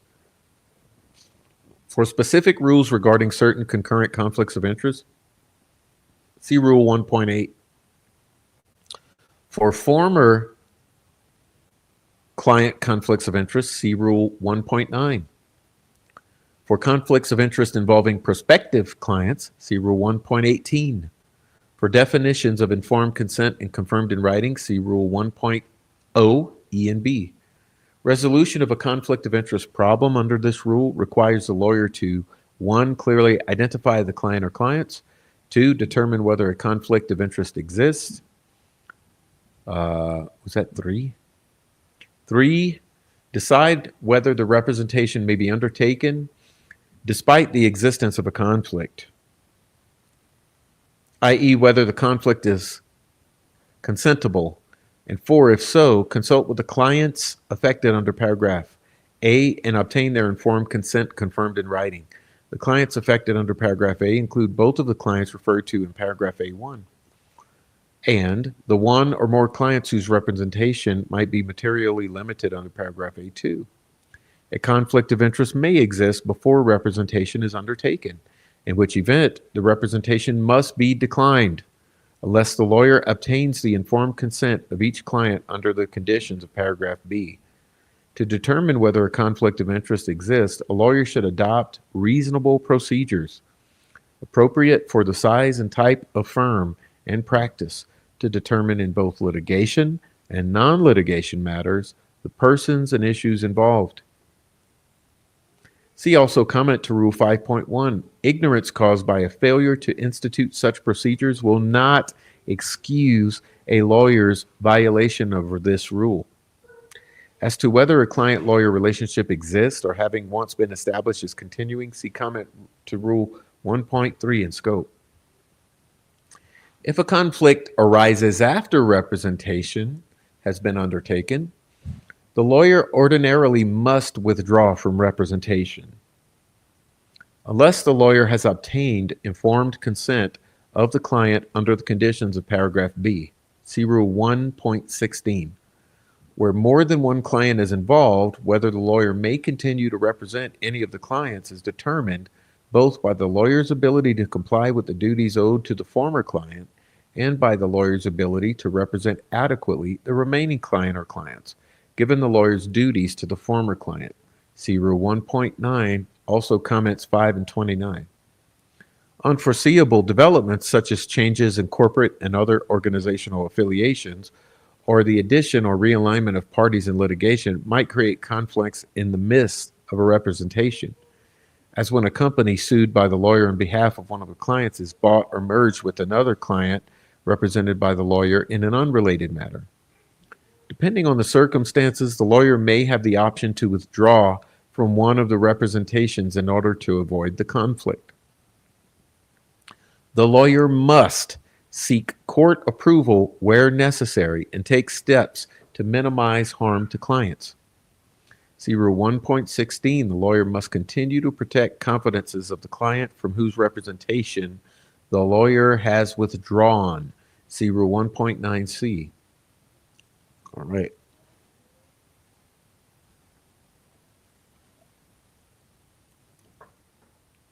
Loyalty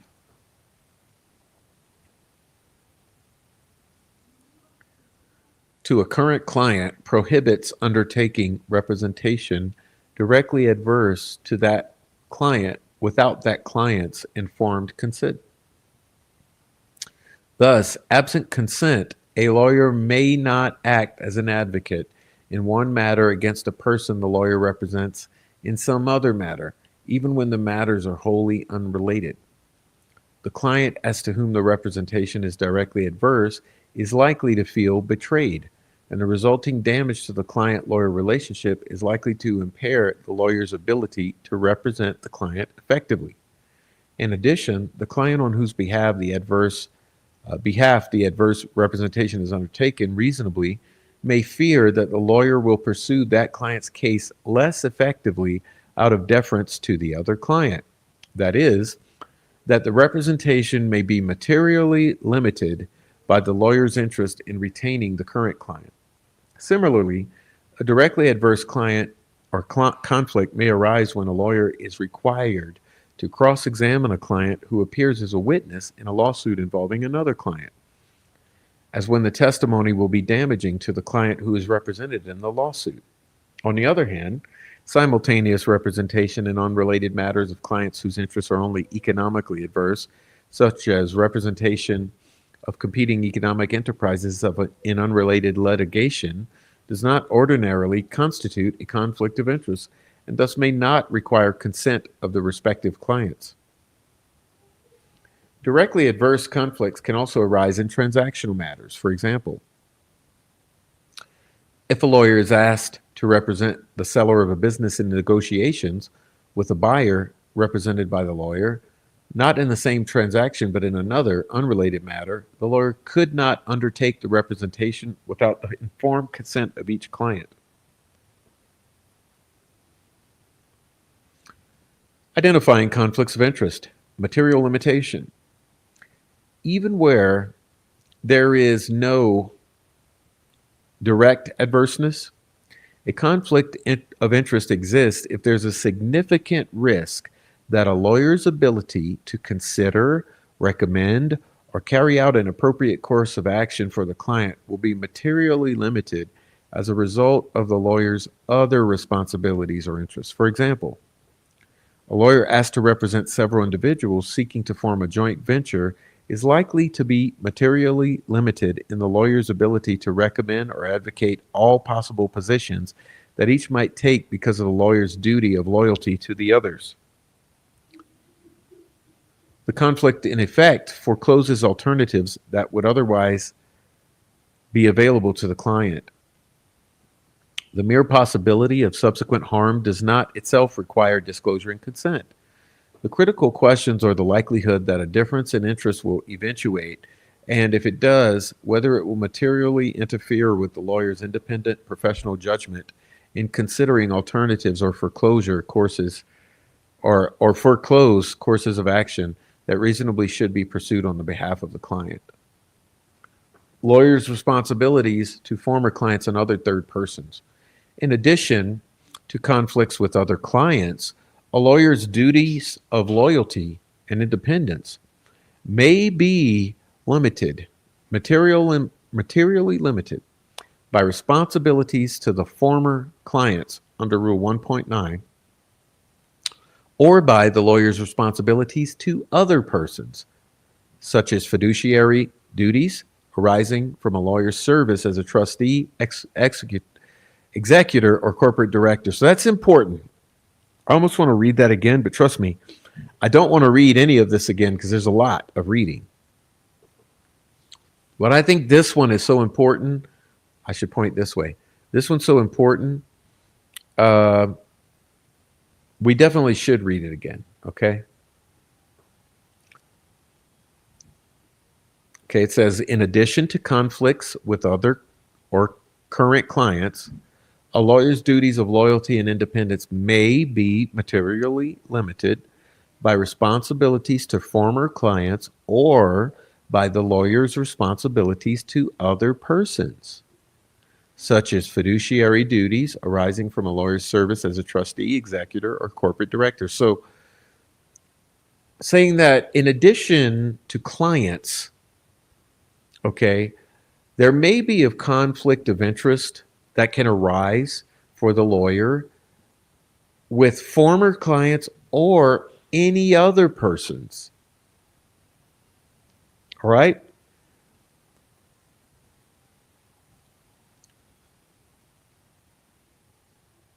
In other words, it's not only clients. It's not only current clients of the current lawyer we're talking about. Now, that's very important to keep in mind. All right, let's continue. And even furthermore, there's this commentary here. Personal interest conflicts. The lawyer's own interest should not be permitted to have an adverse effect on representation of a client. For example, if the probity,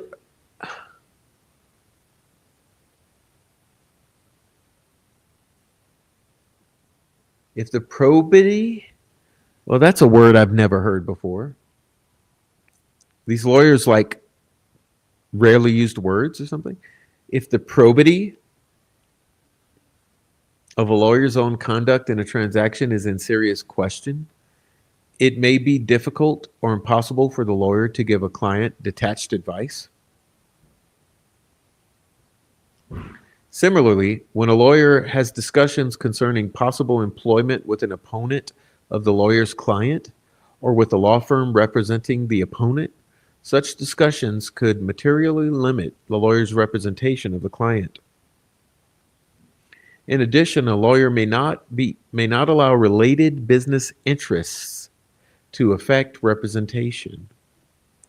For example, by referring clients to an enterprise in which the lawyer has an undisclosed financial interest.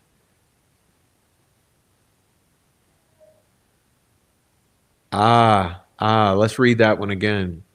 A lawyer may not allow related business interests to affect representation. For example, by referring clients to an enterprise in which the lawyer has an undisclosed financial interest.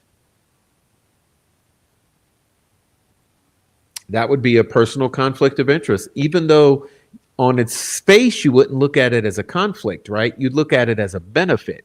You'd say that this attorney has some undisclosed financial interest in this other enterprise, which he is recommending to the client. You see, but that is still considered a conflict of interest because, yes, it's a conflict of interest because that other enterprise is in his financial interest. Very, very important there. Okay. See Rule 1.8 for specific rules pertaining to a number of personal interest conflicts, including business transactions with clients. See also Rule 1.10, personal interest conflicts under Rule 1.7 ordinarily are not imputed to other lawyers in a law firm.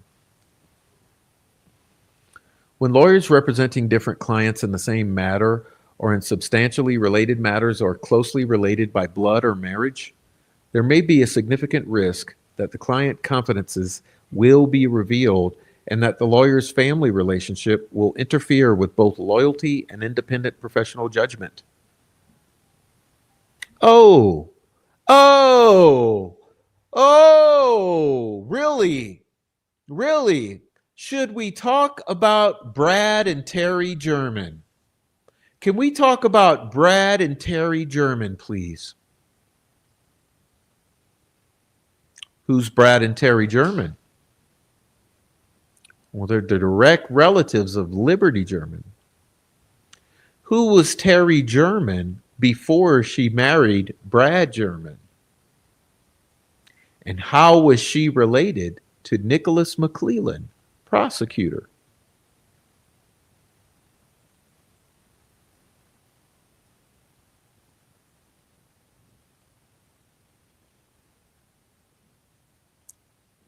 Thank you, Deb. I learned a new word today. I learned a new word, probity, quality of having strong moral principles, honesty, and decency. Well, I don't know why that should ever be used in a. I don't know why that should ever be used in the terms of attorneys. Remember, lawyers are very close to liars. Lawyers, liar, liar, lawyer, lawyer, liars. I believe probity and lawyers are about as far apart as you could ever imagine. But interesting, they like to throw that term around. All right.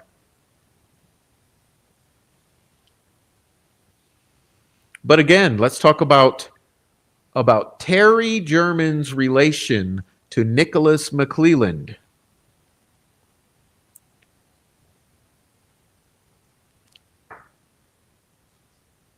Again, this says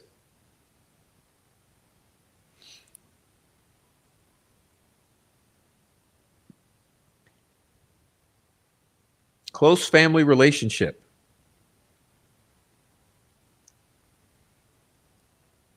All right.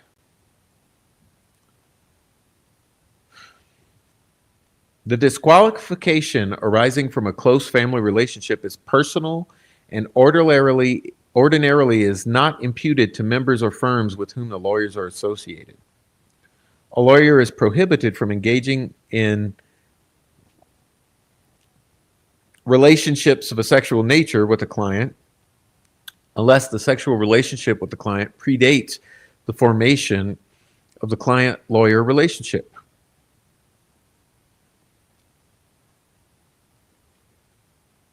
We'll skip over this. Interest of a person paying for a lawyer's services. Okay.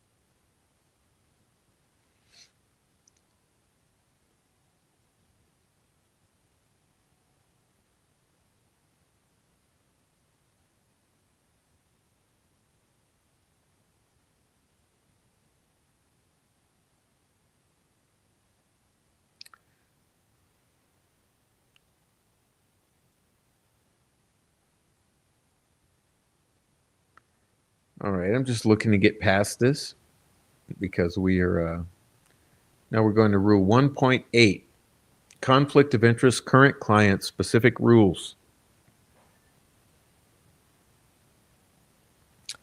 A lawyer shall not enter into a business transaction with a client or knowingly acquire an ownership, possessory, security, or other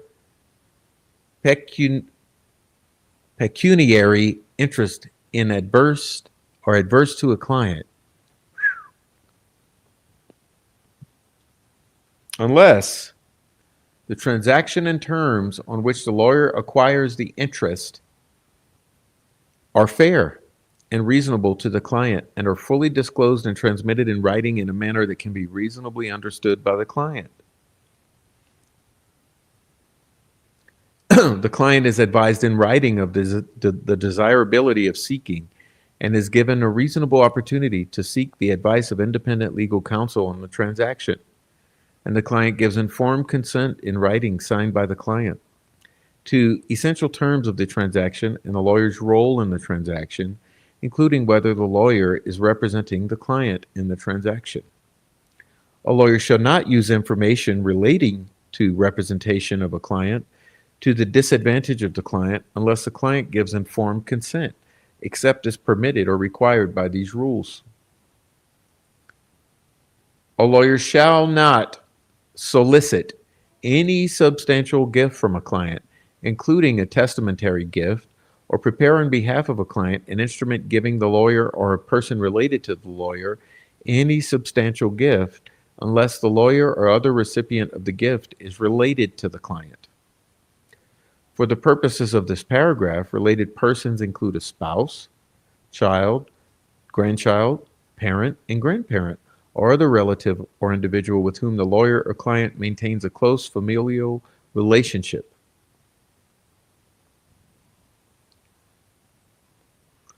Prior to the conclusion of representation of a client, a lawyer shall not make or negotiate an agreement giving the lawyer literary or media rights to or portrayal or account based in substantial part on information relating to the representation. That's very interesting. Let's read that one again. Read this one again, y'all. I will read it for you.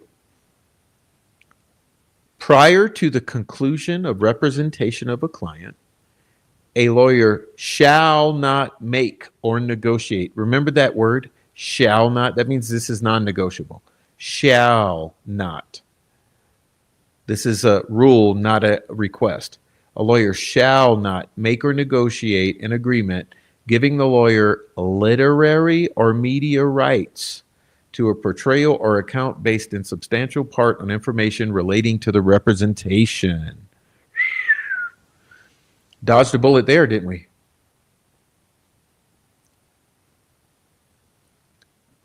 A lawyer shall not, another shall, right? A lawyer shall not provide financial assistance to a client in connection with pending or contemplated litigation, except that the lawyer may advocate court costs and expenses of litigation, the repayment of which may be contingent on the outcome of the matter. A lawyer representing an indigent client may pay court costs and expenses of litigation on behalf of the client. A lawyer shall not accept compensation for representing a client from one other than the client, unless the client gives informed consent, unless there's no interference with the lawyer's independence of professional judgment or with the client-lawyer relationship, and unless information relating to the representation of a client is protected as required by Rule 1.1. A lawyer who represents two or more clients shall not participate in making an aggregate settlement of the claims of or against the clients, or in a criminal case, an aggregate agreement as to guilty or nolo contender pleas, unless each client gives informed consent in a writing signed by the client.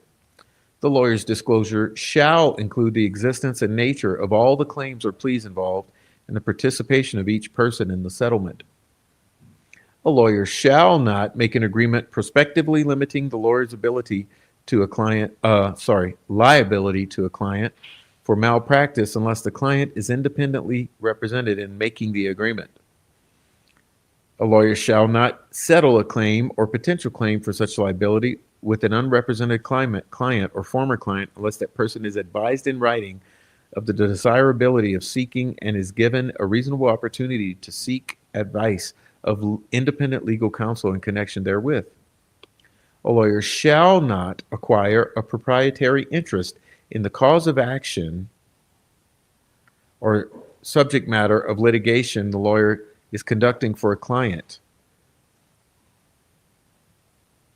Let's read that again. A lawyer shall not acquire a proprietary interest in the cause of action or subject matter of litigation the lawyer is conducting for a client, except that the lawyer may acquire a lien authorized by law to secure the lawyer's fees or expenses, and contract with the client for a reasonable contingent fee in a civil case. A lawyer shall not have sexual relations with the client unless a consensual sexual relationship existed between them when the client-lawyer relationship commenced. We don't have to worry about that with our lawyers, right? Because our lawyers are incels. They're not sexually active lawyers. Good thing for Delphi. Okay, these lawyers ain't getting laid. So let's see. While lawyers are associated in a firm, a prohibition in paragraphs A through I and L that applies to any one of them shall apply to all of them. A part-time prosecutor or deputy prosecutor authorized by statute to otherwise engage in the practice of law shall refrain from representing a private client in any matter wherein exists an issue upon which said prosecutor has statutory prosecutorial authority or responsibilities. This restriction is not intended to prohibit representation in tort cases in which investigation and any prosecution of infractions has terminated, nor to prohibit representation in family law matters involving no issue subject to prosecutorial authority or responsibilities. Upon a prior express written limitation of responsibility to exclude prosecutorial authority in matters related to family law, a part-time deputy prosecutor may fully represent a private clients in cases involving family law. All right.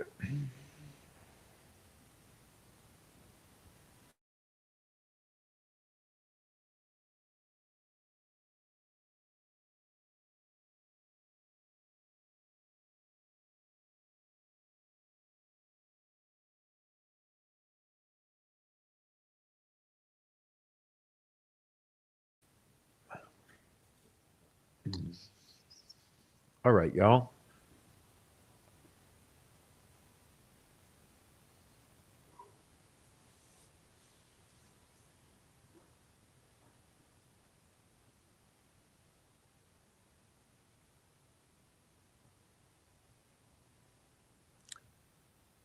We'll skip all of this because, I want to read this one. I'll skip the rest. Literary rights. The commentary on literary rights states as follows. An agreement by which a lawyer acquires literary or media rights concerning the conduct of the representation creates conflict between the interest of the client and the personal interest of the lawyer.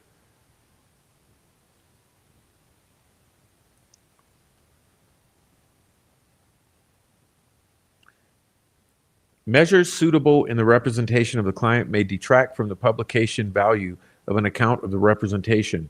Paragraph D does not prohibit a lawyer from representing a client in a transaction concerning literary property from agreeing that the lawyer's fee shall consist of a share in ownership in the property, if the arrangement conforms to Rule 1.5 in paragraphs A and 1. Or A and I. Was that I?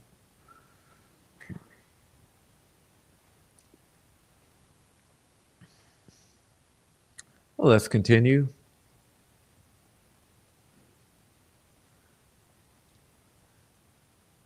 Duties to former clients, Rule 1.9.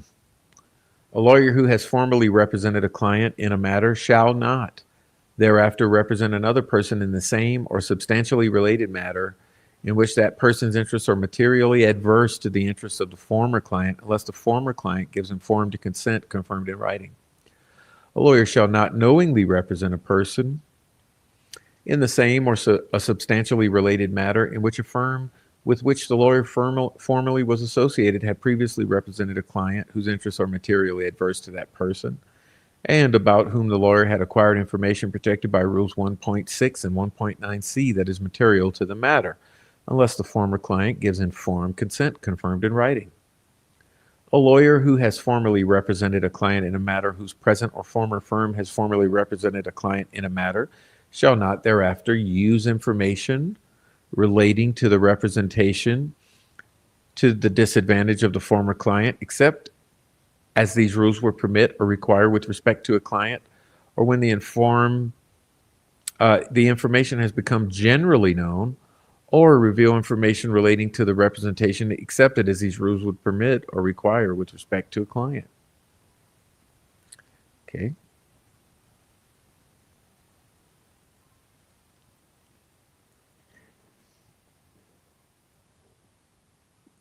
Imputation of conflicts of interest, general rule, Rule 1.10. While lawyers are associated in a firm, none of them shall knowingly represent a client when any one of them practicing alone would be prohibited from doing so by Rules 1.7, 1.9, or 2.2, unless the prohibition is based upon personal interest of the prohibited lawyer and does not represent a significant risk of materially limiting the representation of the client by the remaining lawyers in the firm. Well, I wonder if that would apply to prosecutors. If McClellan had a conflict of interest in being related, although by marriage, to the victim's family in the Delphi murders, would that then preclude him and all other prosecutors working on behalf of Carroll County from working the prosecution as they did? Why has no one made any noise about that?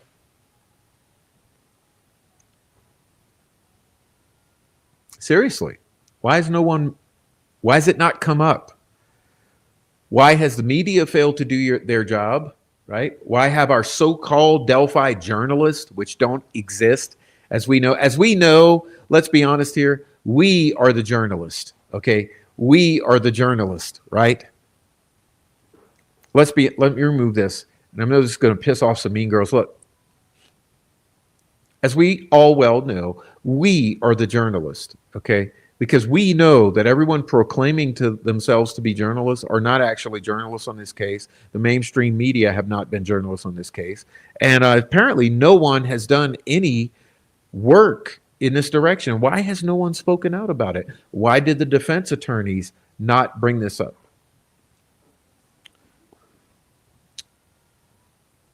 Is this perhaps a matter for private attorneys of Mrs. Kathy Allen? Maybe Mrs. Kathy Allen needs her personal attorneys to look into the matter regarding a potential conflict of interest of not only Nick McClellan, but if this rule applies to prosecutors as well, then that would mean that here Rule 110A, that there's a conflict of interest with McClellan, then there's a conflict of interest with all of the prosecutors, right? Anyway, moving on.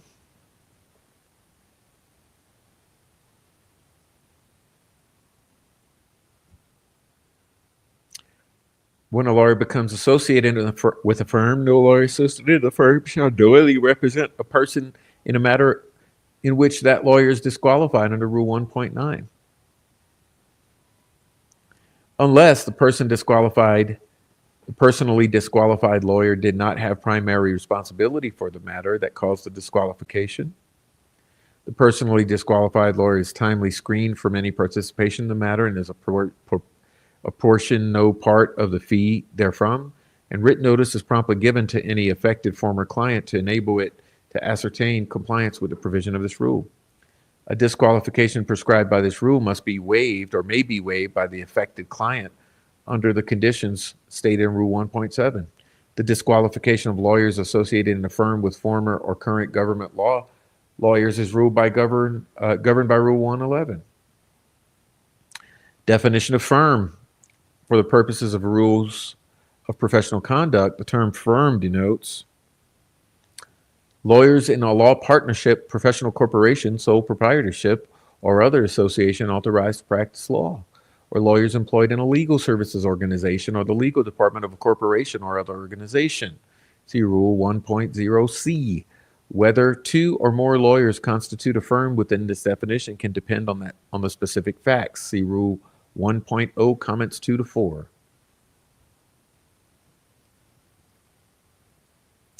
Principles of imputed disqualification.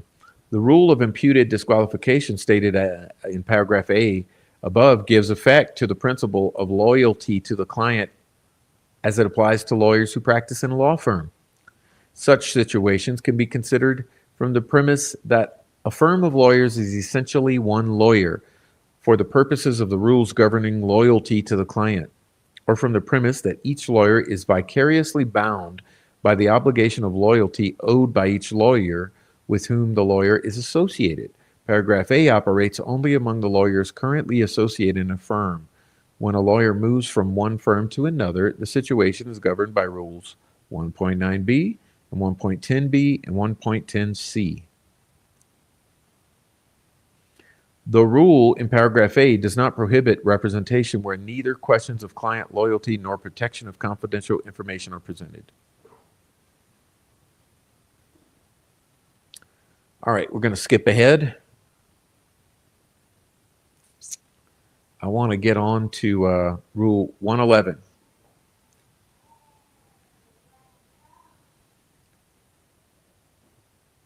Special conflicts of interest for former and current government officers and employees. Except as law may otherwise expressly permit, a lawyer who has formerly served as a public officer or employee of the government is subject to Rule 1.9c and shall not otherwise represent a client in connection with the matter in which the lawyer participated personally and substantially as a public officer or employee, unless appropriate government agency gives its informed consent, confirmed in writing, to the representation. When a lawyer is disqualified from representation under paragraph A, no lawyer in the firm with which that lawyer is associated may knowingly undertake or continue representation in such a matter unless the disqualified lawyer is timely screened. So see, it is the same. So you get this, what I'm saying here, this right here, for former and current government officers, employees, that would be Prosecutor Nicholas McClellan, right? This would be the prosecutor's office, right? Current government officers and employees. So it's repeating the same rules as 110 that we just read for firm and conflicts of interest. It goes the same for 111 for government employees. So that was correct.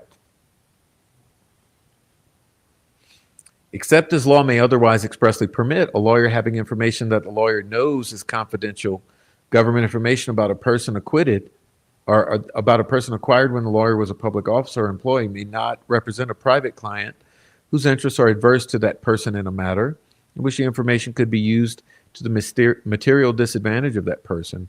As used in this rule, the term confidential government information means information that has been obtained under governmental authority, in which at the time this rule is applied, the government is prohibited by law from disclosing to the public, or as a legal privilege not to disclose, and which is not otherwise available to the public.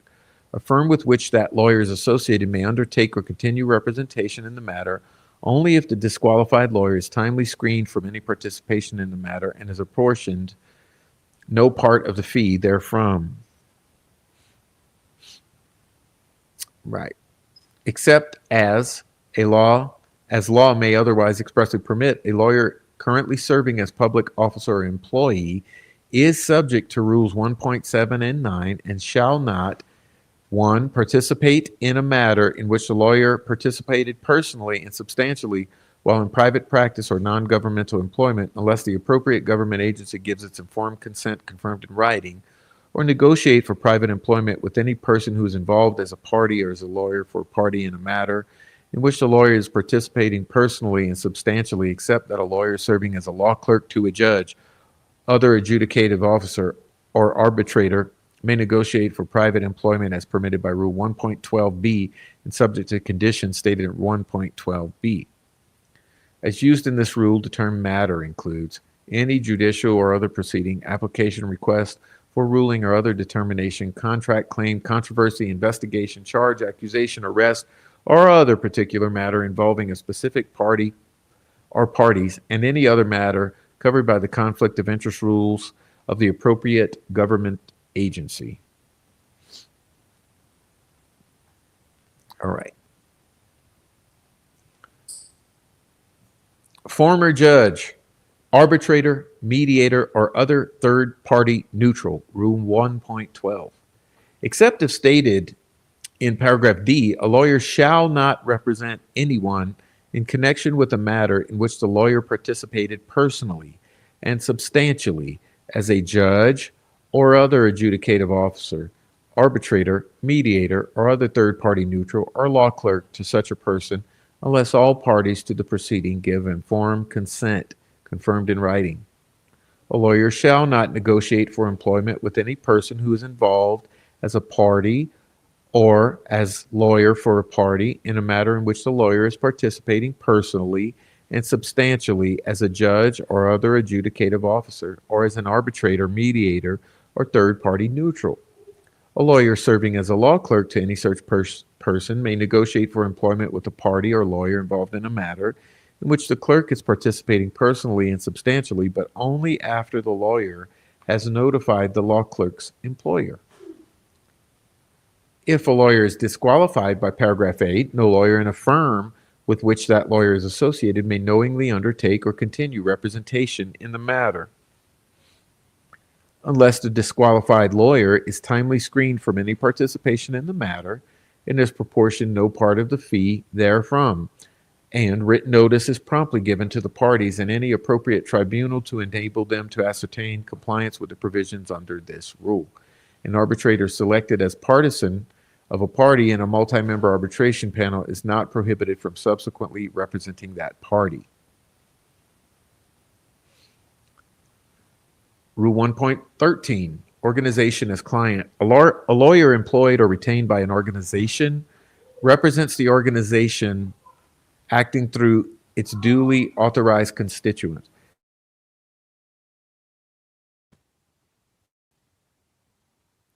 If a lawyer for an organization knows that an officer, employee, or other person associated with the organization is engaged in action, intends to act, or refuses to act in a matter related to the representation that is a violation of a legal obligation to the organization, or a violation of law which reasonably might be imputed to the organization, and that it is likely to result in substantial injury to the organization, then the lawyer shall proceed as is reasonably necessary in the best interest of the organization, unless the lawyer reasonably believes that it is not necessarily in the best interest of the organization to do so. If the lawyer shall refer the matter to the higher authority in the organization, including, if warranted by the circumstances, to the highest authority that can act on behalf of the organization as determined by applicable law. Except as provided in paragraph D, if one, despite the lawyer's efforts in accordance with paragraph B, the highest authority that can act on behalf of the organization, insists upon or fails to address in a timely and appropriate manner an action or a refusal to act that is clearly a violation of law, and the lawyer reasonably believes that the violation is reasonably certain to result in substantial injury to the organization, then the lawyer may reveal information relating to the representation whether or not Rule 1.6 permits such disclosure, but only if and to the extent the lawyer reasonably believes necessary to prevent substantial injury to the organization. Now, paragraph C shall not apply with respect to information relating to a lawyer's representation of an organization to investigate an alleged violation of law or to defend an organization or an officer, employee, or other constituent associated with the organization against a claim arising out of an alleged violation of law. A lawyer who reasonably believes that he or she has been discharged because of the lawyer's actions taken pursuant to paragraphs B or C, or who withdraws under circumstances that require or permit the lawyer to take action under either of those paragraphs, shall proceed as the lawyer reasonably believes necessary to assure that the organization's highest authority is informed of the lawyer's discharge or withdrawal.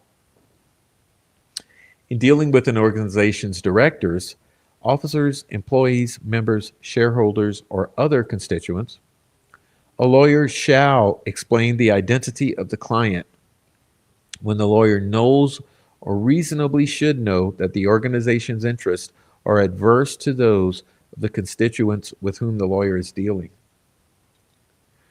A lawyer representing an organization may also represent any of its directors, officers, employees, members, shareholders, or other constituents subject to the provisions of Rule 1.7 if the organization's consent to the dual representation is required by Rule 1.7.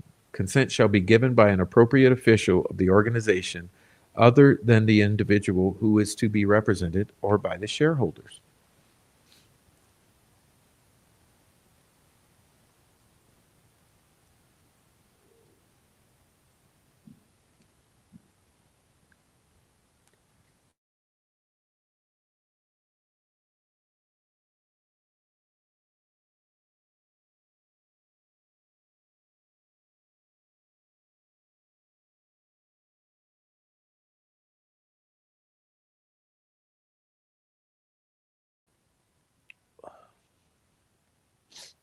Rule 1.14, client with diminished capacity. Ooh.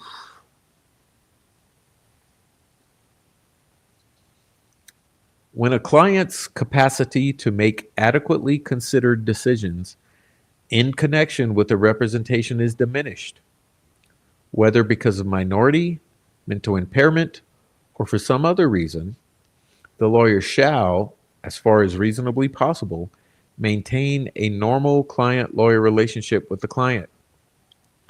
When the lawyer reasonably believes that the client has diminished capacity, is at risk of substantial physical, financial, or other harm unless action is taken and cannot adequately act in the client's own interest, the lawyer may take reasonable, necessary protective action, including consulting with individuals or entities that have the ability to take action to protect the client, and in appropriate cases, seeking the appointment of a guardian ad litem, conservator, or guardian.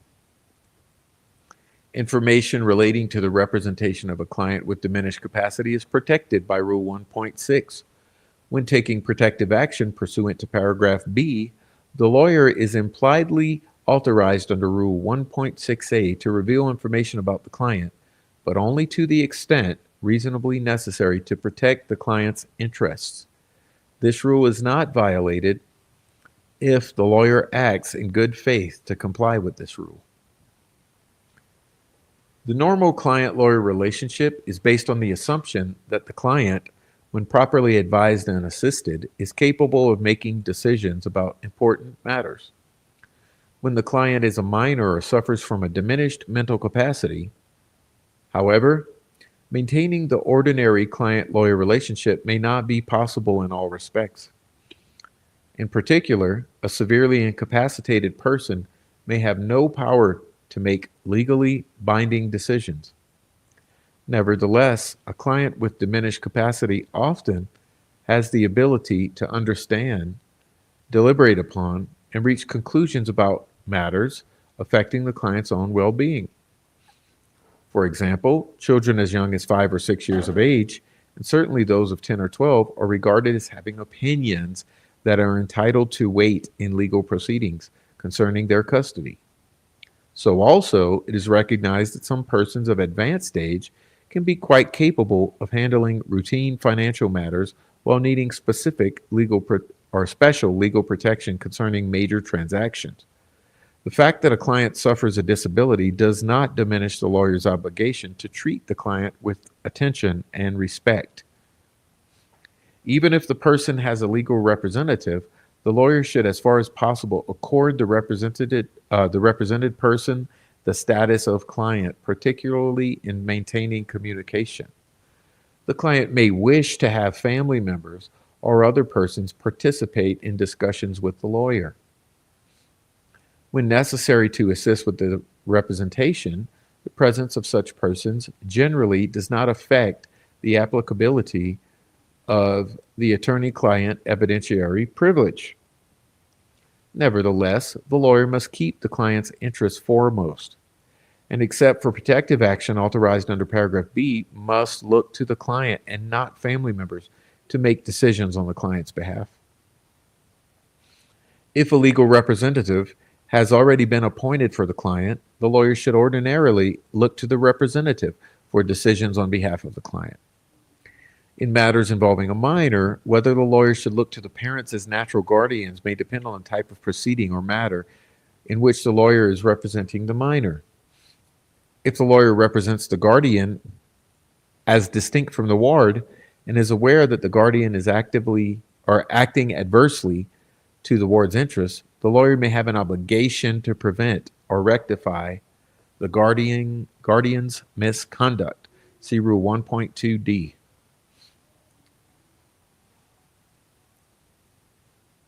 Okay. Rule 1.15.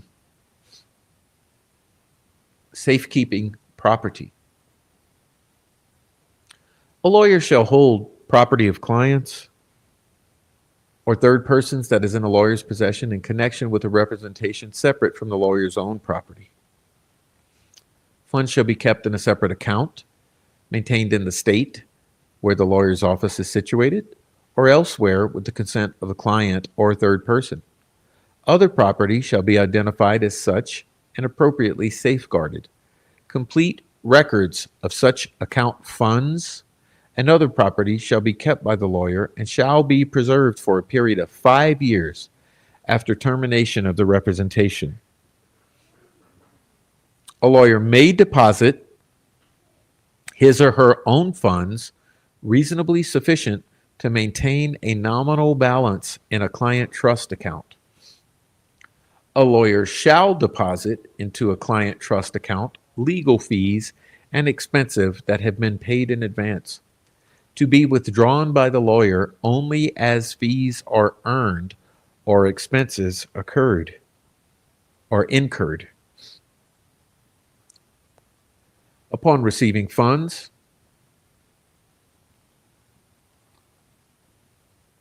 or other property in which the client or third person has an interest, a lawyer shall promptly notify the client or third person. Except as stated in this rule or otherwise permitted by law or by agreement with the client, a lawyer shall promptly deliver to the client or third person any funds or other property that the client or third person is entitled to receive, and upon request by the client or third person, shall promptly render a full accounting regarding such property.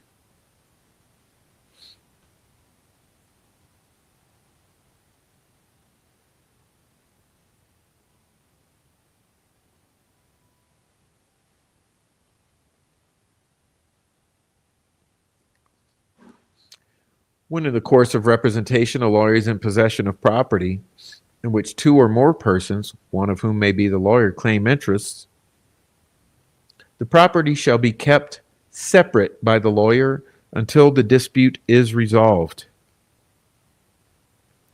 The lawyer shall promptly distribute all portions of the property as to which the interests are not in dispute. Except as provided in paragraph G of this rule, a lawyer or firm shall create and maintain an interest-bearing trust account for clients' funds which are nominal in amount or to be held for a short period of time so that they could not earn income for the client in excess of the cost incurred to secure such income. Hereinafter sometimes referred to as an EOLTA account, in compliance with the following provisions. Clients' funds shall be deposited in a lawyer's or law firm's EOLTA account unless the funds can earn income for the client in excess of the costs incurred to secure such income. A lawyer or law firm shall establish a separate interest-bearing trust account for the client's funds, which are neither nominal in amount nor to be held for a short period of time and which could earn income for the client in excess of the cost for a particular client or client's matter. All of the interest on such account, net of any transaction cost, shall be paid to the client, and no earnings from such account shall be made available to a lawyer or law firm. No earnings from such an EOLTA account shall be made available to a lawyer or law firm. The EOLTA account shall include all clients' funds which are nominal in amount or to be held for a short period of time. An EOLTA account may be established with any financial institution authorized by federal or state law to do business in Indiana, insured by the Federal Deposit Insurance Corporation or its equivalent, and approved as a depository for trust accounts pursuant to Indiana Admission and Discipline Rules, Rule 23, Section 29. Funds in each IOLTA account shall be subject to withdrawal upon request and without delay and without risk to principal by reason of said withdrawal.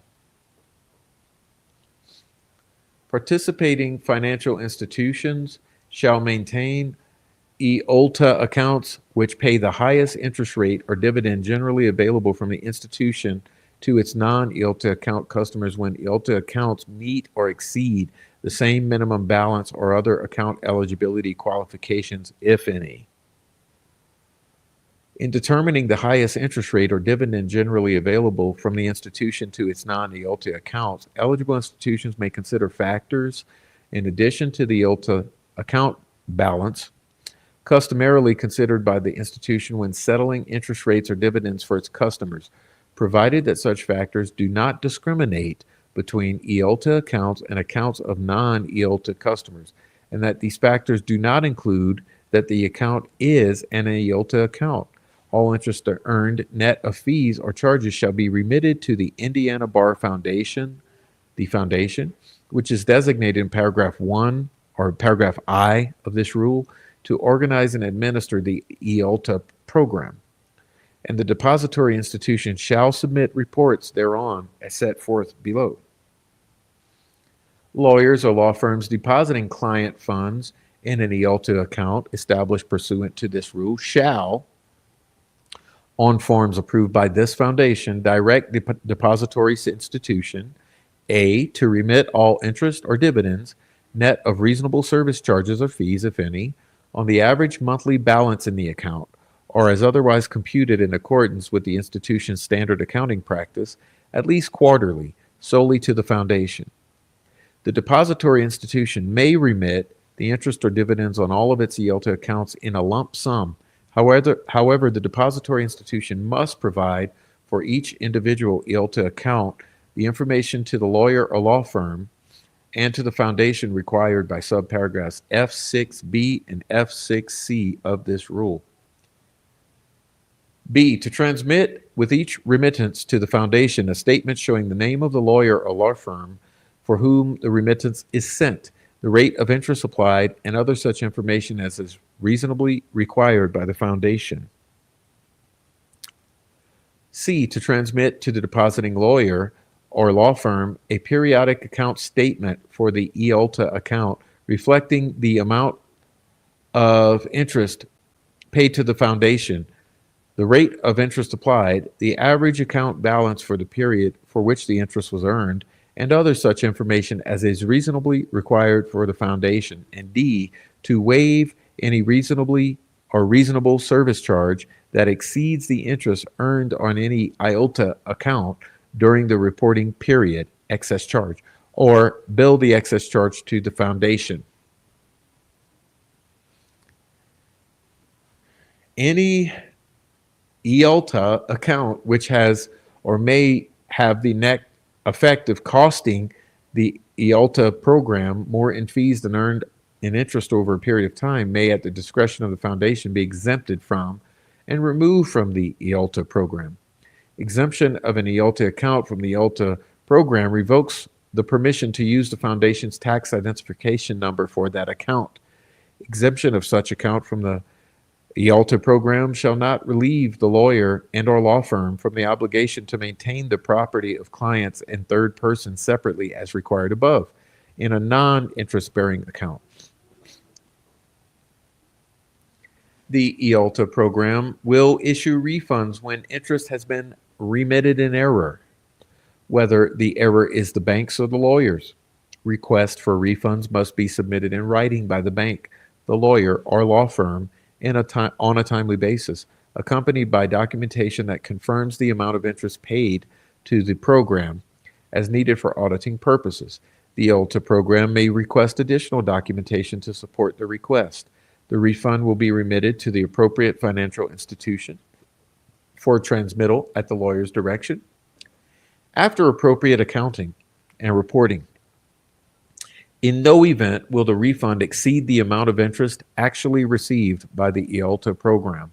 All funds transmitted to the foundation pursuant to this rule shall be held, invested, and distributed periodically in accordance with the plan of distribution, which shall be prepared by the foundation and approved at least biennially by the Supreme Court of Indiana for the following purposes: to pay for or provide for all costs, expenses, and fees associated with administration of the funds under this rule,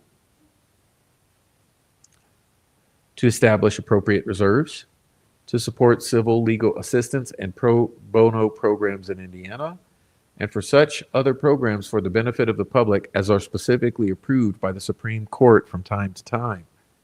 The information contained in the statements forwarded to the foundation under subparagraph F6 of this rule shall remain confidential, and the provisions of Rule 1.6, confidentiality of information, are not hereby abrogated. Therefore, the foundation shall not release any information contained in any such statement other than as a compilation of data from such statements, except as directed in writing by the Supreme Court.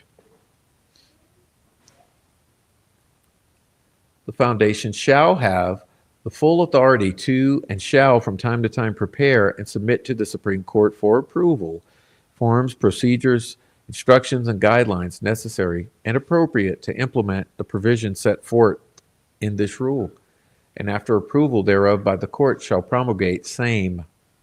Every lawyer admitted to practice in the state shall annually certify to this court, pursuant to Indiana Admiss Disc R at 2F, that all client funds which are nominal in amount or to be held for a short period of time by a lawyer or the lawyer's firm so that they could not earn income for the client in excess of the cost incurred to secure such income, or held in an IOLTA account, or that the lawyer is exempt because the lawyer or law firm's client trust account has been exempted and removed from the IOLTA program by the foundation pursuant to subparagraph F7 of this rule, or the lawyer A is not engaged in private practice of law, is not engaged in private practice of law in Indiana that involves holding client or third-party funds in trust, does not have an office in the state of Indiana, is a judge, attorney general, public defender, U.S. attorney, district attorney on duty with the armed services, or employed by local, state, or federal government, and is not otherwise engaged in private practice of law, is a corporate counsel or teacher of law and not otherwise engaged in the private practice of law, has been exempted by an order of general or special application of this court, which is cited in the certification, or compliance with paragraph F would work an undue hardship on the lawyer, would be extremely impractical, based either on the geographic distance between the lawyer's principal office and the closest depository institution which is participating in the program, or other compelling and necessitous factors. In the exercise of a lawyer's good faith judgment and determining whether funds of a client can earn income in excess of costs, a lawyer shall take into consideration the following factors: the amount of interest which the funds would earn during the period they're expected to be deposited, cost of establishing and administering the account, including the cost of lawyer services, accounting fees, and tax reporting costs and procedures, the capability of a financial institution, a lawyer, or a law firm to calculate and pay income to individual clients, any other circumstances that affect the ability of the client's funds to earn a net return for the client, and the nature of the transaction involved, determination of whether a client's funds are nominal or short-term so that they could not earn income in excess of all costs shall rest in the sound judgment of the lawyer or law firm. No lawyer shall be charged with an ethical impropriety or other breach of professional conduct based on the good faith exercise of such judgment. The foundation is hereby designated as the entity to organize and administer the IOLTA program established by paragraph F of this rule in accordance with the following provisions. The board of directors of the foundation, the board, shall have general supervisory authority over the administration of the IOLTA program, subject to the continuing jurisdiction of the Supreme Court. The board shall receive the net earnings from IOLTA accounts established in accordance with paragraph F of this rule, and shall make appropriate temporary investments in the IOLTA program funds. Pending disbursement of such funds, the board shall, by grants, appropriations, and other appropriate measures, make disbursements from the IOLTA program funds, including current and accumulated net earnings in accordance with the plan of distribution approved by the Supreme Court from time to time, referenced in subparagraph F9 of this rule. The board shall maintain proper records of all IOLTA program receipts and disbursements, which records shall be audited or reviewed annually by certified public accountant selected by the board. The board shall annually cause to be presented to the Supreme Court a reviewed or audited financial statement of its IOLTA program receipts and expenditures for the prior year. The report shall not identify any clients or lawyers or law firms or reveal confidential information.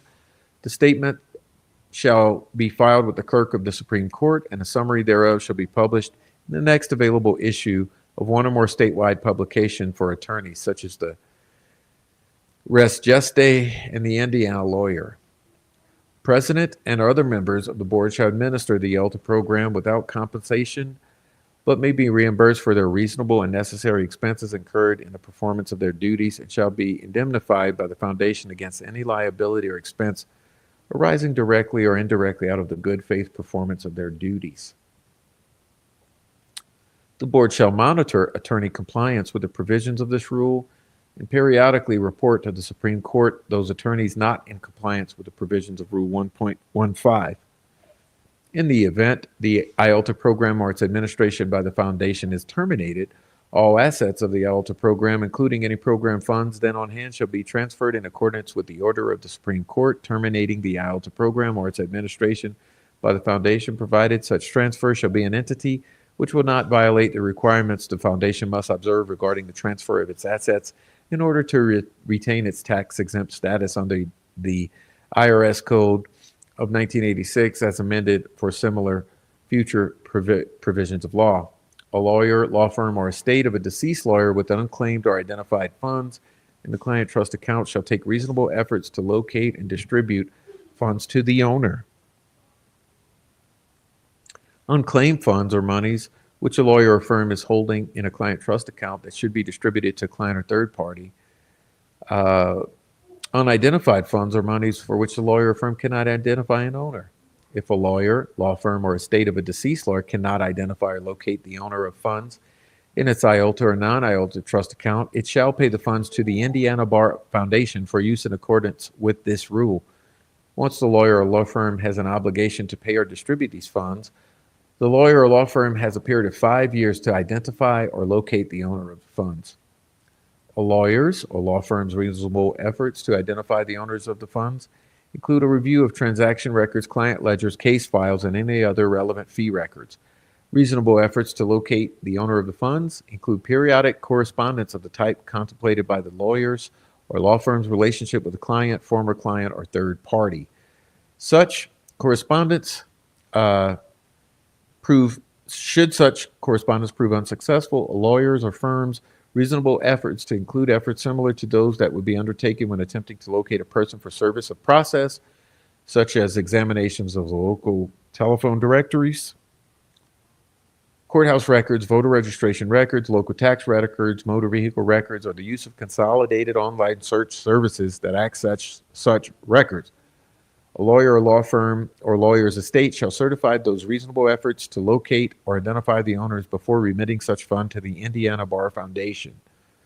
At the time such funds are remitted, the lawyer shall submit to the Indiana Bar Foundation the name and last known address of each person appearing from the lawyer's or law firm's records to be entitled to the funds, if known, along with the amount of any unclaimed or unidentified funds. If within 5 years of remitting unclaimed or unidentified funds to the Indiana Bar Foundation, the lawyer, law firm, or deceased lawyer's estate identifies and locates the owner of the funds paid, the Indiana Bar Foundation shall refund the sum to the lawyer, law firm, or deceased lawyer's estate. The lawyer, law firm, or deceased lawyer's estate shall submit to the foundation a verification attesting that the funds have been returned to the owner. The Indiana Bar Foundation shall maintain sufficient reserves to pay all claims for such funds. A lawyer's or law firm's remittance to the Indiana Bar Foundation under this paragraph H shall not constitute misconduct or grounds for discipline if the lawyer or law firm exercised reasonable efforts to locate the owner and distribute the funds and remitted the funds to the Indiana Bar Foundation in good faith.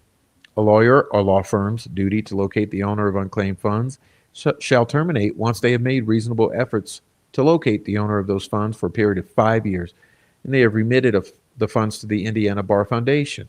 A lawyer or a law firm shall include a provision in its engagement letter or fee agreement describing this rule, 1.15 process for unclaimed and unidentified funds. It is professional misconduct under Rule 8.4 of the Indiana's Rule for Professional Conduct for a lawyer or law firm to remit unidentified or unclaimed funds to the foundation prior to making reasonable efforts to locate the owner and distribute the funds. Okay. We'll skip these comments.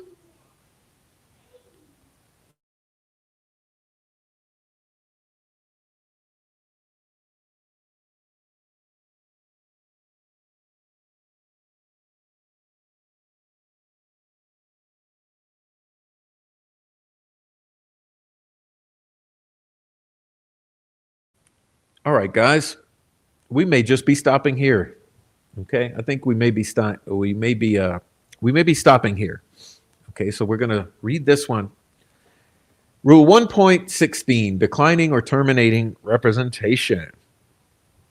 Except as stated in paragraph C, a lawyer shall not represent a client, or where representation has commenced, shall withdraw from the representation of a client if the representation will result in violation of the rules of professional conduct or other law. Oh, that's pretty clear.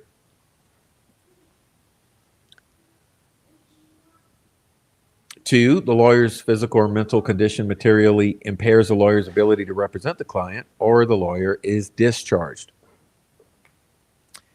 Except as stated in paragraph C, a lawyer may withdraw from representing a client if withdrawal can be accomplished without material adverse effect on the interest of the client. Client persists in a course of action involving the lawyer's services that the lawyer reasonably believes is criminal or fraudulent. The client has used the lawyer's services to perpetrate a crime or fraud. A client insists upon taking action that a lawyer considers repugnant or with which the lawyer has a fundamental disagreement. The client fails substantially to fulfill an obligation to the lawyer regarding the lawyer's services and has been given reasonable warning that the lawyer will withdraw unless the obligation is fulfilled. The representation will result in an unreasonable financial burden on the lawyer, or has been rendered unreasonably difficult by the client, or other good cause for withdrawal exists. A lawyer must comply with applicable law requiring notice to or permission of a tribunal when terminating a representation. When ordered to do so by a tribunal, a lawyer shall continue representation notwithstanding good cause for terminating the representation. Upon termination of representation, a lawyer shall take steps to the extent reasonably practicable to protect a client's interest, such as giving reasonable notice to the client, allowing time for the employment of other counsel, surrendering papers or property to which the client is entitled, and refunding any advance payments of fees or expenses that have not been earned or incurred. The lawyer may retain papers relating to the client to the extent permitted by other law. A lawyer should not accept representation in a matter unless it can be performed competently, promptly, without improper conflict of interest, and to completion. Ordinarily, a representation is a matter completed, and it is completed when the agreed upon assistance has been concluded. Mandatory withdrawal. A lawyer ordinarily must decline or withdraw from representation if the client demands that the lawyer engage in conduct that is illegal or violates the rules of professional conduct or other law.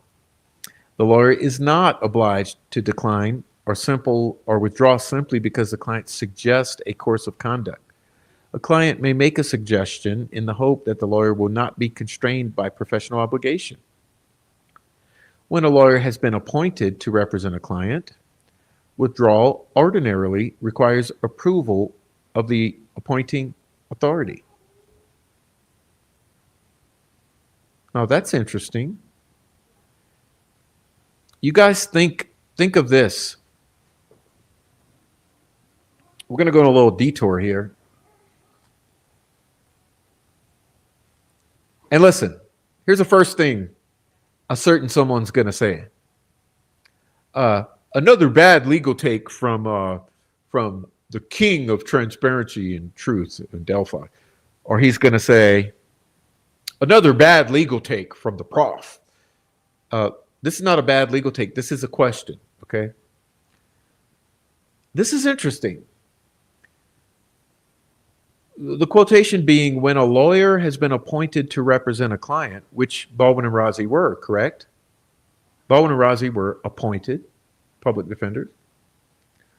Withdrawal ordinarily requires approval of the appointing authority. Is it true? Is it true that the Indiana Public Defender's Office must approve the withdrawal? So the question being, did Amy Carozzo's or did the Indiana Public Defender's Office approve of Baldwin and Rozzi withdrawing their representation at that in-chambers meeting? I don't know, but this is what this looks like, so let's continue. When a lawyer has been appointed to represent a client, withdrawal ordinarily requires the approval of the appointing authority. See also Rule 6.2. Well, we will. Similarly, court approval or notice to the court is often required by applicable law before a lawyer withdraws from pending litigation. A difficulty may be encountered if withdrawal is based on the client's demand that the lawyer engage in unprofessional conduct. The court may request an explanation for the withdrawal, while the lawyer may be bound to keep confidential the facts that would constitute such an explanation. The lawyer's statement that professional considerations require termination of the representation ordinarily should be accepted as sufficient. Lawyers should be mindful of their obligations to both clients and the court under Rules 1.6 and 3.3. A client has a right to discharge any lawyer at any time, with or without cause, subject to liability for payment for the lawyer's services. Where a future dispute about the withdrawal may be anticipated, it may be advisable to prepare a written statement reciting the circumstances. Whether a client can discharge appointed counsel may depend on applicable law. A client seeking to do so should be given a full explanation of the consequences. These consequences may include a decision by the appointing authority that the appointment of successor counsel is unjustified, thus requiring self-representation by the client.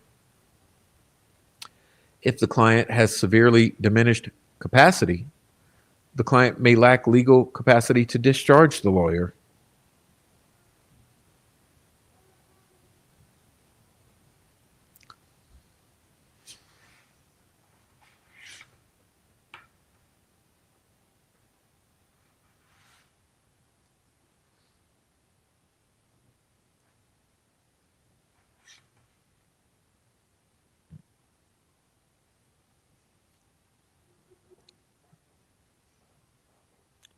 And in any event, the discharge may seriously be adverse to the client's interest.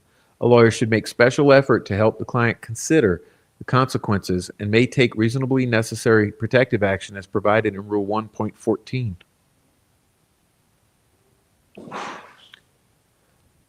Optional withdrawal. A lawyer may withdraw from representation in some circumstances. The lawyer has the option to withdraw if that can be accomplished without material adverse effect on the client's interest. Withdrawal is also justified if the client persists in a course of action that the lawyer reasonably believes is criminal or fraudulent. For a lawyer is not required to be associated with such conduct, even if the lawyer does not further it. Withdrawal is also permitted if the lawyer's services were misused in the past, even if that would materially prejudice the client. The lawyer may also withdraw where the client insists on taking action that the lawyer considers repugnant. or with which the lawyer has a fundamental disagreement. A lawyer may withdraw if a client refuses to abide by the terms of an agreement relating to the representation, such as an agreement concerning fees or court costs, or an agreement limiting the objectives of representation. Assisting the client upon withdrawal. Even if the lawyer has been unfairly discharged by the client, a lawyer must take all reasonable steps to mitigate the consequences to the client. The lawyer may retain papers as a security for a fee only to the extent permitted by law. See Rule 1.15.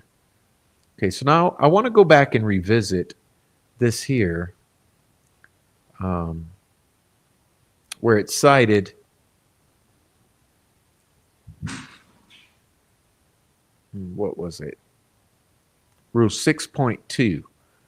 Okay, so let's go to 6.2.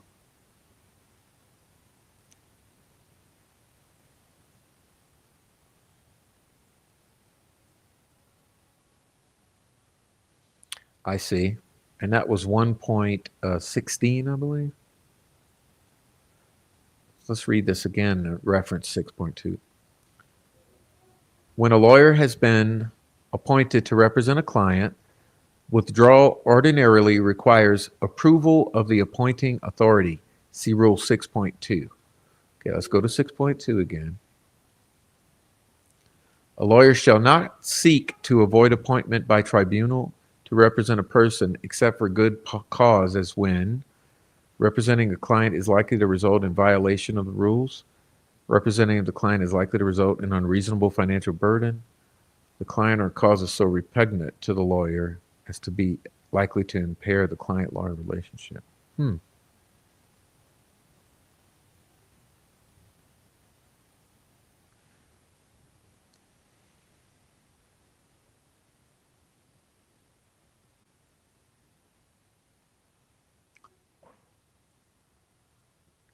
All right, well,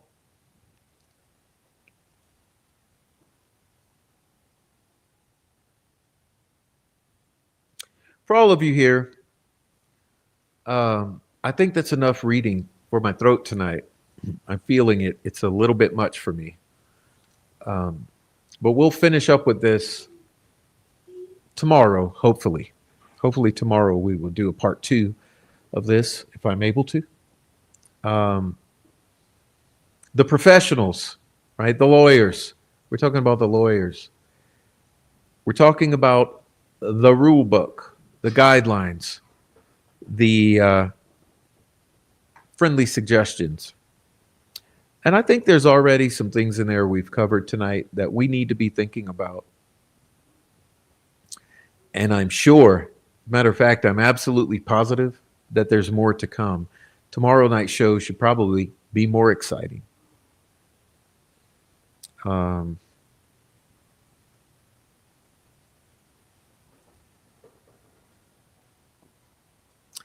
think there's some things, okay? I think there are some things.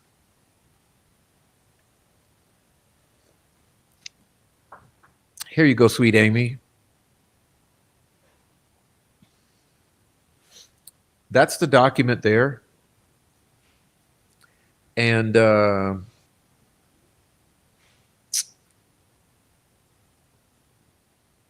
don't know why it looks like that. That link is not supposed to look like that.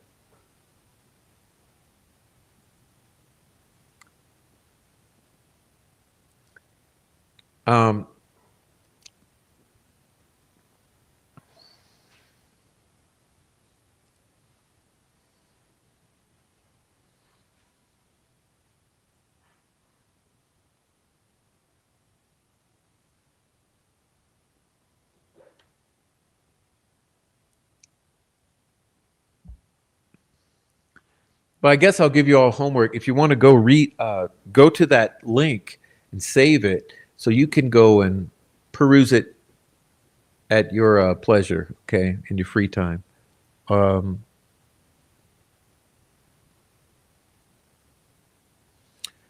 Anyway, what I was getting at is there some things that we do need to talk about, but we'll talk about it at another time.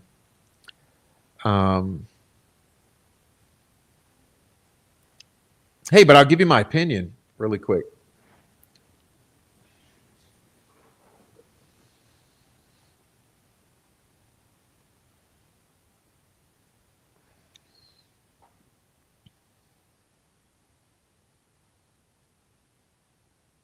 let's be honest here. Okay, let's be honest here. This whole thing was a money train, and everyone involved knew that there were millions of dollars at stake, right? Do we? I mean, do we gotta lie? Do we gotta lie? Come on. Everyone here knew that there were millions of dollars at stake. Uh,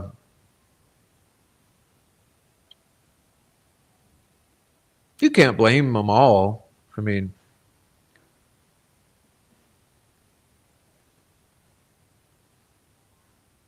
but there's been a lot of problems here, and what I've been really interested in is that when I bring up certain issues,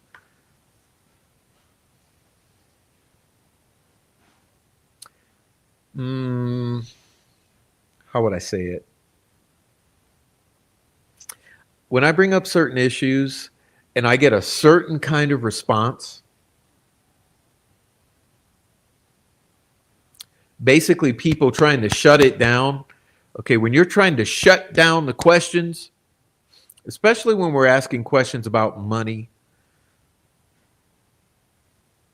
Okay, when we're asking questions about money, important questions. Because look, we know justice was not served for Abby and Libby. Justice was not served for Richard Allen. Justice was not served for the families. Justice was not served for the community or the world. Okay, justice was not served, but we know millions of dollars were served. So, it leads to questions, and people have questions.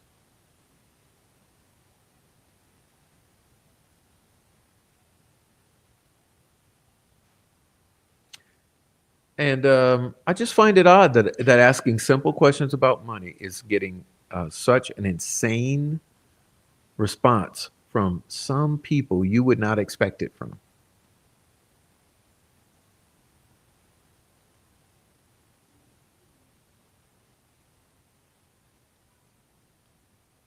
So here's the deal. Unfortunately, this is one that ain't going away. This is one thing that's not going away. People are going to be asking questions. People are going to be asking questions about the defense, the actions the defense took.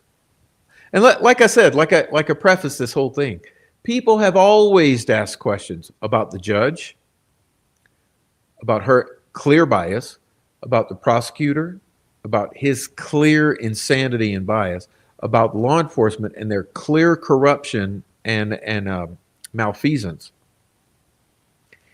But what very few have asked questions about, at least on this side, are the actions of the defense attorneys, the decisions of the defense attorneys, the strategies of the defense attorneys, the competence of the defense attorneys, the monies spent, the fees paid to these specialists, the funds raised, and the expenditure of some of those funds, and what remains of those funds. Like I said, it's remember, you had the same people behind this fundraiser that were behind the website and the leaking of the Bridge Guy video, which we don't believe is a true video at all. I mean, that video looks fake as fuck. Let's be honest here. And that video looks completely manufactured. Same people behind the contract that was pushed towards Kathy Allen that has caused a whole disruption.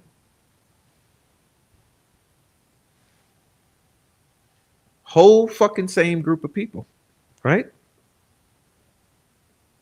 The entire time.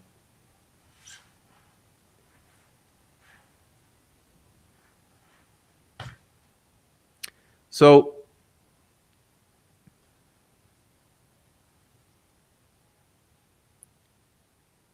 let's recalibrate. Let's recalibrate. So you have these people, right? You have these people right here.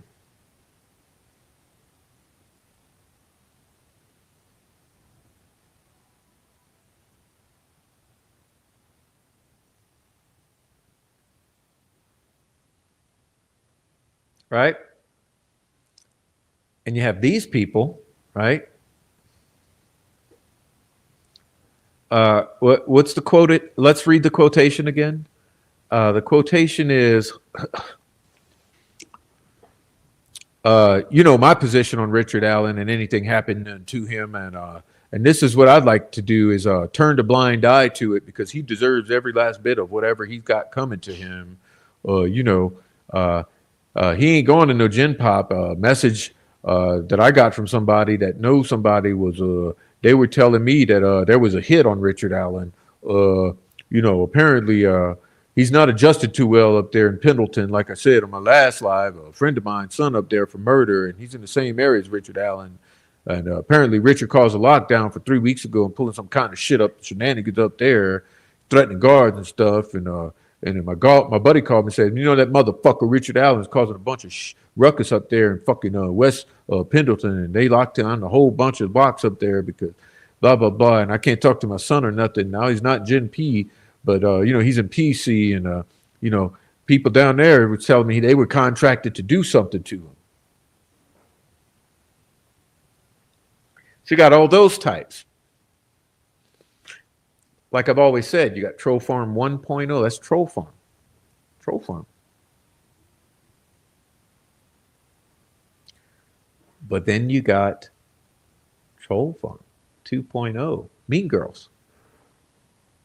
Those behind the website, the fundraiser, the money making, the monies, the BG video, the lying, the gang stalking, the attempts to grab this contract for post-conviction investigation.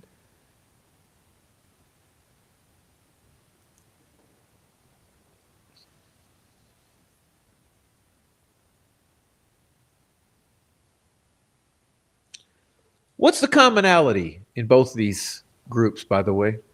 What's the commonality? There's only one correct answer. Let me see if the chat can produce it, and we'll get out of here. What's the commonality in both these groups? The number one commonality.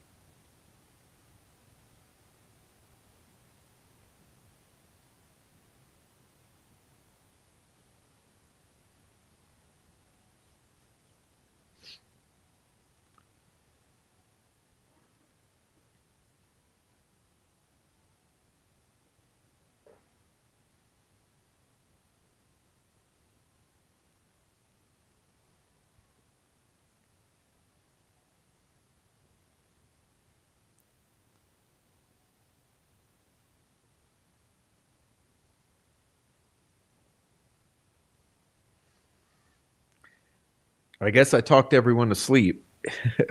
Only Shibby's here. Only Mr. Shibby's here.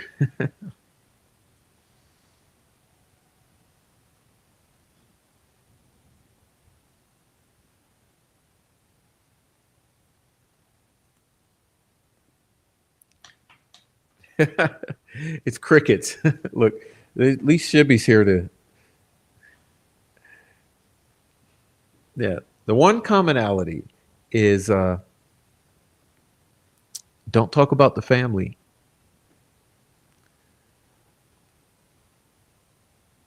What family? The Patty family.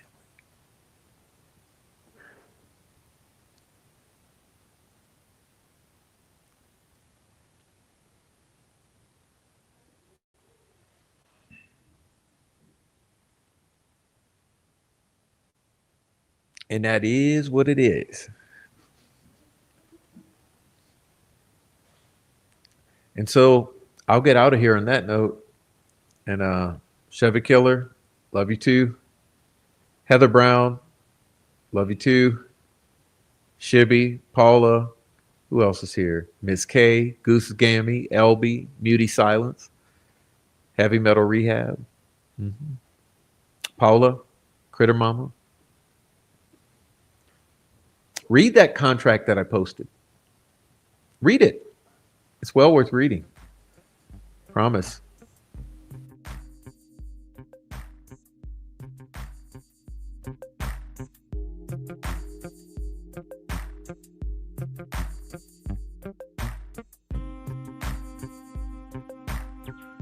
Well worth reading. Fuck you. Fuck you. Fuck you. Fuck you. Fuck you. Fuck you. I'm out.